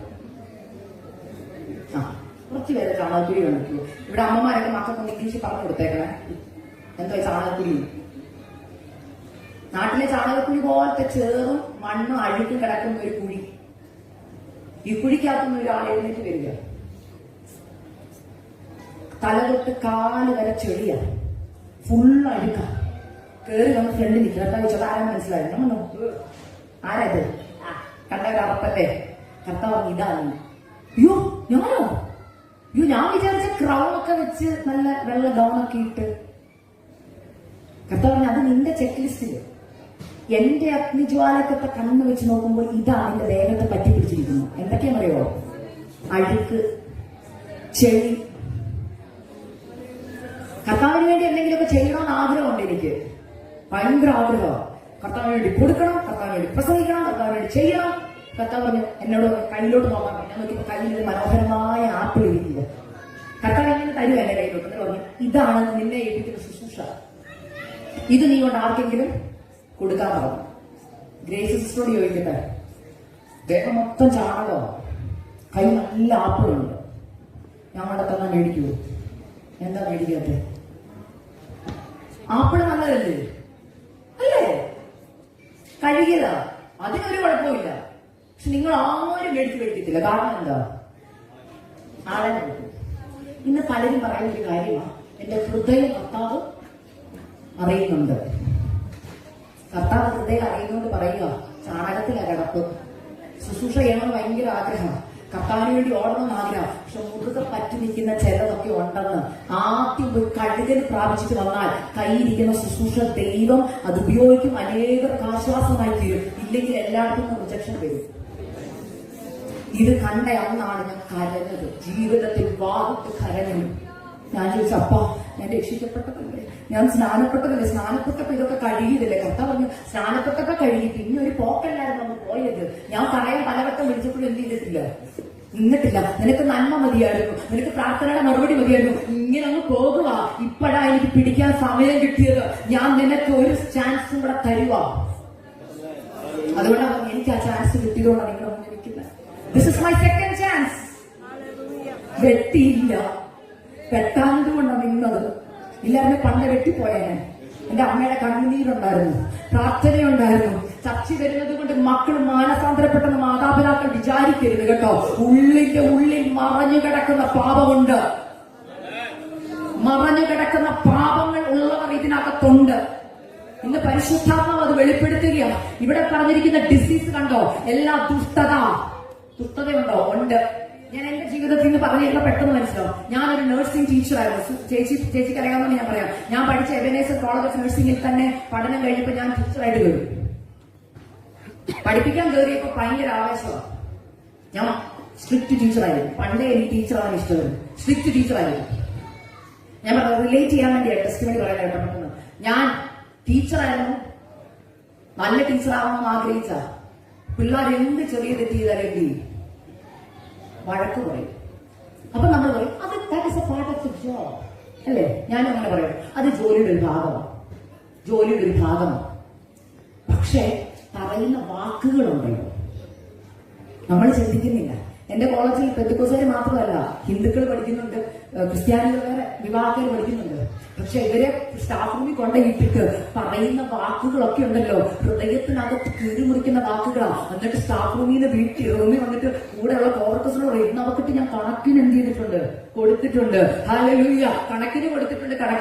മറ്റുള്ളവർ മുമ്പിൽ ഭയങ്കര വീരയാ എന്തോ കാര്യങ്ങളൊക്കെ ചെയ്തെന്നുള്ള അല്ലെ നമ്മൾ ചിലപ്പോൾ പറയും. ഇന്ന് ഞാൻ അവർക്കിട്ട് കണക്കിനിട്ട് എന്ത് ചെയ്തിട്ടുണ്ട്, കൊടുത്തിട്ടുണ്ട്. ഇന്ന് അച്ചായനിട്ട് കണക്കിനിട്ട് കൊടുത്തിട്ടുണ്ട്, അമ്മായിനിട്ട് കണക്കിനിട്ട് കൊടുത്തിട്ടാണ് വന്നേക്കുന്നത്, കോവർക്കേഴ്സിനിട്ട് കണക്കിനിട്ട് കൊടുത്തിട്ടാണ് വന്നേക്കുന്നതൊക്കെ പറഞ്ഞ് ക്രെഡിറ്റ് അടിക്കുമ്പോൾ ഞാനും അങ്ങനെ കുറെ നാൾ ക്രെഡിറ്റ് അടിച്ച് നടന്നു. ക്രെഡിറ്റ് അടിച്ച് അന്നൊന്നും കർത്താവ് എനിക്കൊന്നും വെളിപ്പെടുത്തി തന്നില്ല എന്ന് പറഞ്ഞാൽ ഞാൻ ശ്രദ്ധിച്ചില്ല. പരിശുദ്ധാത്മാവ് കുറ്റബോധമൊക്കെ തന്നെ പാഠിച്ചോ പോയി. പറഞ്ഞൊരു കാര്യം പറയാം, ഞാൻ മറന്നു. ഇവിടെ വന്ന് ആദ്യം എന്റെ ദുഷ്ടത കർത്താവ് വെളിപ്പെടുത്തി തരിക. കർത്താവ് വെളിപ്പെടുത്തി എന്താണെന്നറിയാമോ? ആദ്യം എന്നോട് പറഞ്ഞത് ക്ഷമ ചോദിക്കാനുള്ള ഒരു ക്ഷമ പറയാൻ. ഞാൻ ചോദിച്ചു, ആരോടാ കർത്താവ്? ക്ഷമയോ?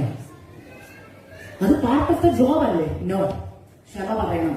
അപ്പൊ എനിക്കൊരു പ്രതീക്ഷയുണ്ട്. എനിക്ക് അന്ന് ഇവരെയാണ് എന്റെ സ്റ്റുഡൻസിന്റെ നമ്പറൊന്നും എന്റെ ഇല്ല. പക്ഷെ ഫേസ്ബുക്ക് ഉള്ള സമയം ഇപ്പൊ എനിക്ക് ഫേസ്ബുക്കിൽ, അന്ന് ഫേസ്ബുക്ക് ഉണ്ടായിരുന്നു. 2018 കാര്യം പറഞ്ഞേ, 2018 ഓഗസ്റ്റ് മാസം ഫേസ്ബുക്കിൽ പോയി പരിശുദ്ധാത്മാ പേര് സഹിതം വെളിപ്പെടുത്തി തന്നു. പേര് സഹിതം വെളിപ്പെടുത്തി തന്നപ്പോ എനിക്കൊരു ചിന്ത, തോന്നലായിരിക്കും. മെസ്സേജ് ഇട്ടു. ആദ്യത്തെ കൊച്ചു ഗീതു മെസ്സേജ് ഇട്ടിട്ട് പറഞ്ഞു, മോളെ എന്നെ ഓർക്കുന്നുണ്ടോ? ആ, തിരിച്ച് റിപ്ലൈ. പിന്നെ മറക്കാൻ പറ്റൂ. അപ്പൊ നമ്മൾ എന്താ ചിന്തിക്കുന്നത്? ഓ, നല്ല സ്റ്റുഡന്റ് അല്ലേ, എന്നെ ഓർക്കുന്നുണ്ട്. അടുത്ത ചോദ്യം, എവിടെയാ ജോലി? ഇതൊക്കെ ചോദിച്ചു കഴിഞ്ഞാൽ ചോദിച്ചു, മോളെ എനിക്കൊരു കാര്യം മോളോട് പറയാനുണ്ട്, ഒന്നും തോന്നരുത്. വർഷം മുമ്പ് നടന്നതാ, മോള് ചിലപ്പോ അത് മറന്നു കാണും. കേൾക്കണം, മോളത് മറന്നു കാണും. എന്നാൽ ഞാൻ പ്രാർത്ഥിച്ചുകൊണ്ടിരുന്നപ്പോൾ എന്നോട് ദൈവാത്മാവ് ഇടപെട്ടതുകൊണ്ട് ഞാൻ മെസ്സേജ് ഇടുക. അവൾ ഹിന്ദു ആകട്ടോ, ഹിന്ദു കൊച്ച. എന്റെ വാക്കുകൊണ്ടോ പ്രവൃത്തി കൊണ്ടോ മോക്ക് വിഷമം എല്ലാം വന്നിട്ടുണ്ടെങ്കിൽ എന്നോട് ക്ഷമിക്കും. എന്തൊരു എളുപ്പം മെസ്സേജിൽ പോയി ടൈപ്പ് ചെയ്യാൻ, ടൈപ്പ് ചെയ്ത് അങ്ങോട്ട് വിട്ടു. ഞാൻ തിരിച്ച് റിപ്ലൈ വരുന്നു. അങ്ങനെ അങ്ങോട്ട് മാഡത്തെ മറക്കാൻ പറ്റുമോ? ജീവിതത്തിൽ ഞാൻ ഏറ്റവും കൂടുതൽ വെറുക്കുന്ന വ്യക്തി നിങ്ങളാണോ? ഓർക്കണം, ഒരു ഹിന്ദു കൊച്ച. ഞാൻ ക്ഷമ ചോദിച്ചപ്പോ കൊച്ചു പറയുക, മാഡത്തെ ഇങ്ങനെ മറക്കാൻ പറ്റുമോ? എന്നെ ഏറ്റവും കൂടുതൽ വാക്കുകൊണ്ട് ഹേർട്ട് ചെയ്തിട്ടുള്ളവർ നിങ്ങളുടെ മുന്നിൽ ഏതെങ്കിലുമൊക്കെ ടീച്ചേഴ്സിനൊക്കെ പേര് ഇപ്പൊ വരുന്നുണ്ടാവല്ലോ, എന്നെ അങ്ങനെ പറഞ്ഞു, എന്നെ ഇങ്ങനെ പറഞ്ഞെന്നൊക്കെ ഇല്ലേ? അതുപോലെ ആ കൊച്ചിന്റെ മനസ്സിൽ ഞാൻ മറന്നിട്ടില്ല. ഞാൻ മറന്നു, കർത്താവ് മറന്നില്ല. കർത്താവ് പറയാം ക്ഷമ ചോദിക്കാൻ. ക്ഷമ ചോദിച്ചു. അന്ന് എനിക്കൊരു കാര്യം മനസ്സിലായി, ഞാൻ ഒത്തിരി പേരെ വേദനിപ്പിച്ചിട്ടുണ്ട്. ഓരോരുത്തരുടെ പേര് പറഞ്ഞു. ഞാൻ പോയി ക്ഷമ ചോദിച്ചു. ക്ഷമ ചോദിച്ചപ്പോ കർത്താവ് എന്നോട് പറഞ്ഞൊരു കാര്യം കേൾക്കണേ, പലരും ഓർക്കണം. എന്നോട് ചോദിച്ചു, നീ ഒരു പെന്തക്കോസുകാരി. ഒറ്റയടിക്ക് കണ്ടാ അറിയത്തില്ല പെന്തക്കോസുകാരിയാണ്. കാരണം എന്നാ, കഥയെ പറ്റിയൊന്നും കിട്ടില്ല. ഒറ്റയടിക്ക് പെന്തക്കോസുകാരിയാണ്. 2, നീ ഒരു പാസ്റ്ററെ മോള, അതും എല്ലാവർക്കും അറിയാം. 3, നീ അവളുടെ ടീച്ചറാണ്. നീ ക്ലാസ്സിൽ എന്തോരം വചനം പറഞ്ഞിട്ടുണ്ട്. ശരിയാ, അതും പറഞ്ഞിട്ടുണ്ട്. കർത്താവ് പറയുക, പക്ഷെ ഇതൊക്കെ നീ ചെയ്യുമ്പോൾ നീ ജീവിതം കൊണ്ട് എന്ത് ചെയ്തില്ല? ദൈവമായി അന്ന് പ്രൂവ് ചെയ്തില്ല. പകരം ആ കൊച്ചിന് കൊടുക്കുന്ന എന്താണെന്നറിയാം? ഞാൻ പറയാം. ബൈബിളിൽ ഒരു വാക്യമുണ്ട്, അനീതി കൊണ്ട് സത്യത്തെ തടുക്കുന്നവർ എന്ന്. വായിച്ചിട്ടുണ്ടോ? അതിന്റെ അർത്ഥം എന്നാന്ന് ഞാൻ പറയാം. ഗീതു എന്ന് പറയുന്ന കൊച്ചിന്റെ അടുക്കൽ അവിടുത്തെ പഠനം കഴിഞ്ഞ് ആരെങ്കിലും സുവിശേഷം പറയുമെന്നിരിക്കട്ടെ. ഞാൻ സുവിശേഷം പറഞ്ഞില്ല, നീ ടെസ്റ്റിമണിയൊക്കെ പറഞ്ഞിട്ടുള്ളൂ, വചനമൊക്കെ പറഞ്ഞിട്ടുള്ളൂ. ആരെങ്കിലും വചനം പറഞ്ഞിട്ട് മോളെ രക്ഷിക്കപ്പെടണം, സ്ഥാനപ്പെടണം, നമ്മുടെ അർച്ചി വരണം. അപ്പൊ കൊച്ചു ആദ്യം പറയുന്ന വാക്കെന്ന് അറിയോ? നിങ്ങൾ പെന്തക്കോസുകാരാണോ? ആ അതെ. അയ്യോ പറയല്ലേ, എനിക്കൊരു ടീച്ചർ ഉണ്ടായിരുന്നു. ആ ടീച്ചറിന്റെ പേര് അക്സനായിരുന്നു. പാസ്റ്ററുടെ മോൾ. അയ്യോ, നിങ്ങളുടെ കയ്യിലിരിപ്പൊക്കെ ഞങ്ങൾക്ക് നിങ്ങളെക്കാ ഭേദമാരാ. പറ, നിങ്ങളുടെ കാര്യമല്ലല്ലോ എന്റെ കാര്യമല്ലേ പറയുന്നേ? നിങ്ങളെങ്ങനെ ഈ ടെൻഷൻ അടിച്ചിരിക്കുന്ന? എന്റെ കാര്യമാണ് പറഞ്ഞേ. അന്ന് കർത്താവ് എന്നോട് പറഞ്ഞൊരു വാക്കുണ്ട്, മോളെ നീ കാരണം അവൾ എന്നെ അറിയാതെ പോയി. നിങ്ങൾക്ക് അതിന്റെ സീരിയസ്നെസ് മനസ്സിലായോ? തമാശയല്ലത്. നിങ്ങൾ കാരണം, നിങ്ങളുടെ സ്വഭാവം കാരണം, നിങ്ങളുടെ വാക്ക് കാരണം, നിങ്ങളുടെ കോവർക്കേഴ്സോ പേഷ്യന്റോ അയലക്കംകാരോ നിങ്ങളുടെ പ്രവൃത്തി കാരണം കർത്താവിനെ അറിയുന്നില്ലെങ്കിൽ കർത്താവ് പറയുക, അനീതി കൊണ്ട് സത്യത്തെ തടുക്കുന്നവരുടെ മേൽ എന്ത് വരും? ദൈവത്തിന്റെ കോപം വരുമെന്ന്. ഞാൻ മാനസാന്തരപ്പെട്ടു. ഞാൻ എന്റെ ജോലിയുടെ ഭാഗത്തായിട്ടും ബലഹീനതയായിട്ടൊക്കെ കണ്ടതാ ദേഷ്യം. കർത്താവ് പറഞ്ഞു, ദേഷ്യം മാറ്റണം മോളെ, കോപം മാറ്റണം. നിനക്ക് തോന്നും അത് കുഴപ്പമില്ലെന്ന്, പക്ഷെ കോപം ദോഷം ചെയ്യും, ക്രോധം ദോഷം ചെയ്യും. നിനക്ക് സൗമ്യമായിട്ട് ആ മോളെ അടുത്ത് വിളിച്ച് എന്ത് ചെയ്യായിരുന്നു? തിരുത്തായിരുന്നു. സൗമ്യതയോടെ പറഞ്ഞു കൊടുക്കാറുണ്ട്. അവൾ എന്നെ അറിഞ്ഞേനെ, പക്ഷെ നീ പകരം ചെയ്തത് എന്താണെന്നറിയാമോ? ക്രിസ്തുവിന്റെ സ്നേഹം കാണിക്കുന്നതിന് പകരം നീ നിന്റെ ജഡത്തിന്റെ പ്രവൃത്തിയാ വെളിപ്പെടുത്തി കൊടുത്തത്. ആത്മാവിന്റെ ഫലത്തിന് പകരം ജഡത്തിന്റെ പ്രവൃത്തി വെളിപ്പെടുത്തി. അവളുടെ ഉള്ളിൽ യേശു ജനിക്കാൻ തടസ്സമായി നിന്നത് ഞാനാണ്. ഞാൻ പറഞ്ഞില്ലേ, തമാശയായിട്ട് കാണരുത്, കണക്ക് കൊടുക്കേണ്ടി വരും. കർത്താവ് പറയും, നിന്റെ മുമ്പിൽ ആ പേഷ്യന്റിനെ കൊണ്ടുവന്ന് എന്തിനായിരുന്നറിയോ? നിന്റെ കൂടെ ആ കോവർക്കറിനെ കൊണ്ടുവന്ന് എന്തിനറിയോ? എനിക്ക് നിന്നിലൊരു വിശ്വാസം ഉണ്ടായിരുന്നു. നിന്റെ ജീവിതം കൊണ്ട്, നിന്റെ വാക്കുകൊണ്ട് ആ വ്യക്തി കർത്താവിനെ അറിയുമെന്ന്. എന്നാൽ നീ എന്ത് ചെയ്തില്ല? ജീവിച്ച് കാണിച്ചില്ല, പ്രസംഗിച്ചു. മാനസാന്തരപ്പെട്ട ഞാൻ ഇപ്പൊ ഇവിടെ നിർത്തുമോ? അടുത്ത സെഷനിൽ ഞാൻ പറയാം. മാനസാന്തരപ്പെടണം. മാനസാന്തരപ്പെട്ടില്ലെങ്കിൽ കർത്താവ് പറയണം ഒരാണ്ട് കൂടെ. ഈ ഡിസീസ് മാറ്റിക്കളഞ്ഞില്ലെങ്കിൽ, പെസ്റ്റിനെ മാറ്റിക്കളഞ്ഞില്ലെങ്കിൽ, ഇതിനുള്ള വാക്യം ഞാനത് പെട്ടെന്ന് പറയാം. എബ്രായർ 12:1-2. ആകയാൽ നിങ്ങളിലെ സകല ഭാരവും മുറുകെ പറ്റുന്ന പാപവും വിടണം. സകല ഭാരം വിടണം. മുറുകെ പറ്റുന്ന പാപം വിടണം. വിട്ടില്ലെങ്കിൽ ഓട്ടം ഓടത്തുമില്ല, ബിരുദ് പ്രാപിക്കത്തുമില്ല, UK യുഗായുഗമായിട്ട് കഴിയാം. കർത്താവ് ഒന്ന് മണവാട്ടി സഭ കർത്താവിനോട് പോവും. നിങ്ങൾക്ക് എന്നും രാവിലത്തെ പോലെ ജോലിയൊക്കെ ചെയ്ത് സാലറിയൊക്കെ മേടിച്ച് ഇവിടെ കിടക്കാം. അന്ത്യക്രിസ്തു വരുമ്പോ അന്ത്യക്രിസ്തുവിനെയൊക്കെ കണ്ട് അല്ലെ, ഡെയിലി ന്യൂസ് ഒക്കെ വായിച്ച് കിടക്കാം. പക്ഷെ ഭയാനകമാ. കർത്താവ് ഒരിക്കലും ആഗ്രഹിക്കുന്നില്ല നിങ്ങളെ ഇവിടെ ഇട്ടിട്ട് പോകാൻ. എന്നെ ഈ ദേശത്ത് കൊണ്ടുവന്നത് ദൈവം നിങ്ങളെ സ്നേഹിക്കുന്നത് കൊണ്ട്. ദൈവം ആ മെസ്സേജ് എന്റെ തന്നപ്പോ പറഞ്ഞൊരു വാക്കുണ്ട്, ദൈവം നിങ്ങളെ സ്നേഹിക്കുന്നു. ഇതിനകത്ത് ഇഷ്ടക്കേടുള്ളവരുണ്ട്, സാരമില്ല. ഇഷ്ടപ്പെടാത്തവരുണ്ട്, സാരമില്ല. I don't care. നിങ്ങളെ ദൈവം നാളെ ന്യായം വിധിക്കാൻ ന്യായം കൊണ്ട് നിർത്തത്തില്ലേ? ഓരോരുത്തരെ വിളിക്കുന്ന ദിവസം ഇത് കാണിക്കും സ്ക്രീനിൽ.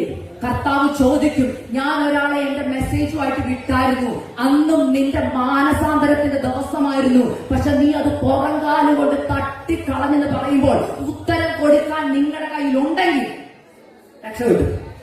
പക്ഷെ അന്ന് പറയാനൊന്നും കാണത്തില്ല. ഞാൻ പറഞ്ഞു മനസ്സിലായി. കർത്താവ് ഇനി എന്തുവാ നിങ്ങൾക്ക് വേണ്ടി ചെയ്തു തരേണ്ടത്? പട്ടിണിക്കാണോ നിങ്ങൾ? വീട്ടിൽ ദാരിദ്ര്യമാണോ? ആണെങ്കിലും ഞാൻ പറയുക, കർത്താവ് വന്നാ പോണം. അതിനാ ഇറങ്ങിയത്, അതിനാ എല്ലാം വിട്ടത്. മാനസാന്തരത്തിനൊത്ത ഫലം കായ്ച്ചില്ലെങ്കിൽ വെട്ടിക്കളയുക തന്നെ ചെയ്യും. ഈ ആണ്ട് 2025 തീരാൻ കേവലം കുറച്ച് മാസങ്ങളും ദിവസങ്ങളേ ഉള്ളൂ. ഇന്ന് ഈ സമയം എത്ര പേർ നിങ്ങളുടെ ഹൃദയങ്ങളെ കർത്താവിന്റെ സന്നിധിയിൽ സമർപ്പിക്കും? ഉച്ച കഴിഞ്ഞത്തെ സെഷനിൽ ദൈവവചനം പറയുമ്പോൾ ഞാൻ പറയാം, ഇതിനകത്ത് ആത്മാവിന്റെ ശക്തി ഇറങ്ങും, ഇതിനകത്ത് ചില രോഗികൾ സൗഖ്യമാകും. പക്ഷെ ആദ്യം നടക്കേണ്ടത് സർജറിയാ. ഇന്ന് നിങ്ങളുടെ ഉള്ളിലെ അശുദ്ധി മുഴുവൻ കർത്താവ് പുറത്തെടുക്കും. ഇന്ന് കർത്താവ് പറയുക, നിന്നെ എനിക്ക് എന്റെ മാനപാത്രമായി പണിയാൻ ആഗ്രഹമുണ്ട്. ഇന്ന് സമർപ്പിക്കുന്നവരോട് കർത്താവ് പറയുക, നിന്റെ അശുദ്ധികളെ ഞാൻ വെളിപ്പെടുത്തി തരാം, ഞാൻ നിന്നെ ക്ലീൻ ചെയ്യാം. അധികം ഫലം കായ്ക്കേണ്ടതിന് നിങ്ങൾ കർത്താവിന്റെ സന്നിധി ചെല്ലുമ്പോ കർത്താവ് പറയുക, നല്ലവളും വിശ്വസ്തയുമായ ദാസി. നിങ്ങൾ ചിലപ്പോൾ ഒരു പ്രവൃത്തിയും ചെയ്യില്ലെങ്കിലും നിങ്ങളുടെ ജീവിതം നിങ്ങൾ ജീവിച്ചാൽ ഓർത്തു നോക്കിക്കേ. കർത്താവെ, ഞാൻ വലിയ മിനിസ്ട്രി ഒന്നും ചെയ്തില്ല, ഞാൻ സ്റ്റേജിൽ പ്രസംഗിച്ചില്ല, പക്ഷെ കർത്താവ് പറയാം, മോളെ, പക്ഷെ നീ എന്റെ വചനം കാത്തു, നീ ജീവിതം കൊണ്ട് കാണിച്ചു കൊടുത്തു ഞാൻ ആരെന്ന്. അങ്ങനെ പറയിക്കാൻ എത്ര പേർക്ക് ഇതിനകത്ത് ആഗ്രഹമുണ്ട്? ഹൃദയംഗമായി ഞാൻ ചോദിക്കുക, ആഗ്രഹമുള്ളവർ ഇപ്പോൾ സമർപ്പിക്കണം. എത്ര പേര് സമർപ്പിക്കുന്നുണ്ട്? കർത്താവേ, അധികം ഫലം കായ്ക്കേണ്ടതിന് ഞാൻ എന്നെ സമർപ്പിക്കുക. ഈ സ്റ്റേജ് ഓഫ് പ്രൂണിംഗ് പാടാ, ചെത്തന് പാടാ, പക്ഷെ ചെത്തിക്കോ അപ്പ, ചെത്തിക്കോ. എനിക്ക് നിത്യത മതി. എത്ര പേർക്ക് നിത്യതയെ കുറിച്ചുള്ള വാഞ്ചിന്ന് വന്നിട്ടുണ്ട്? കർത്താവിനോട് പറപ്പ, എന്നെ ചെത്തിക്കോ അപ്പ. എന്നെ കർത്താവിന്റെ ഹിതമുള്ള ആളായിട്ട് എന്റെ അശുദ്ധി പുറത്തു വന്ന് എനിക്ക് കർത്താവിന്റെ സന്നിധിയിൽ വാട്ടമില്ലാതെ, മാലിന്യമില്ലാതെ, നിഷ്കളങ്കയായി, വിശുദ്ധിയുള്ളതായി ദൈവസന്നിധി നിൽക്കുവാൻ ഞാൻ ആഗ്രഹിക്കുന്നു. എത്ര പേര് ആഗ്രഹിക്കുന്നുണ്ട്? എല്ലാവരും എഴുന്നേൽക്കാം. ആഗ്രഹിക്കുന്നവർ എഴുന്നേറ്റാൽ മതി. ഇല്ലാത്തവർക്ക് ഇരിക്കാം, മറ്റുള്ളവരെ കാണിക്കാൻ എഴുന്നേൽക്കുകയും വേണ്ട. ആഗ്രഹിക്കുന്നവർ ഒരു തരിയെങ്കിലും ഹൃദയത്തിൽ ആഗ്രഹമാണ്. കർത്താവിനോട് ഉറപ്പാ, ഞാൻ സമർപ്പിക്കുക. നിങ്ങളെ ചുറ്റുമുള്ള ആരെ നോക്കണ്ട, നിങ്ങളും കർത്താവും മാത്രമായിട്ടുള്ള നിങ്ങളെ തന്നെ ഇന്ന് ഡെഡിക്കേറ്റ് ചെയ്യാമോ? കർത്താവേ, എന്റെ ഉള്ളിൽ അശുദ്ധി ഉണ്ടപ്പാ. ഞാനൊരു ചെക്ക് ലിസ്റ്റ് ക്രിസ്ത്യനാണ്. ഞാൻ പലപ്പോഴും ചർച്ച വരുന്നത് എന്റെ സംതൃപ്തിക്കാൻ. അപ്പന്റെ ഹൃദയം ഞാൻ ചോദിച്ചിട്ടില്ല. അങ്ങിന്ന് വന്നാൽ എന്റെ പേര് ജീവപുസ്തകത്തിലുണ്ടോ? ദൈവങ്ങളെ, എഴുതിയവരെ മായ്ച്ചു കളയാനും അധികാരമുണ്ട് കേട്ടോ. എന്നേക്കും അല്ല അത് എഴുതിയേക്കുന്നത്. വെളിപ്പാട് പുസ്തകത്തിൽ എഴുതിയിട്ടുണ്ട്, ജീവപുസ്തകത്തിൽ നിന്റെ പേര് ഞാൻ എന്ത് ചെയ്യത്തില്ല, മായ്ച്ച് കളയത്തില്ല. അപ്പൊ കളയാൻ നമുക്ക് കാണിച്ചു കൊടുക്കാം, മായ്ക്കണോ വെക്കണോ എന്ന്.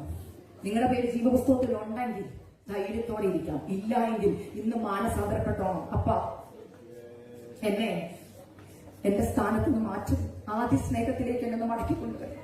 യേശു എന്ന് കേൾക്കുമ്പോൾ, പ്രാണപ്രിയന്റെ പേര് കേൾക്കുമ്പോൾ ഉള്ളിന്റെ ഉള്ളിൽ സ്നേഹം വരുന്നില്ലെങ്കിൽ ഓർത്തോ, ശീതവാനുമല്ല ഉഷ്ണവാനുമല്ല, ശീതോഷ്ണവാനായിരിക്കുകയാ. കർത്താവ് പറയാ, ഉമിണ്ണ് കളയുമെന്ന്.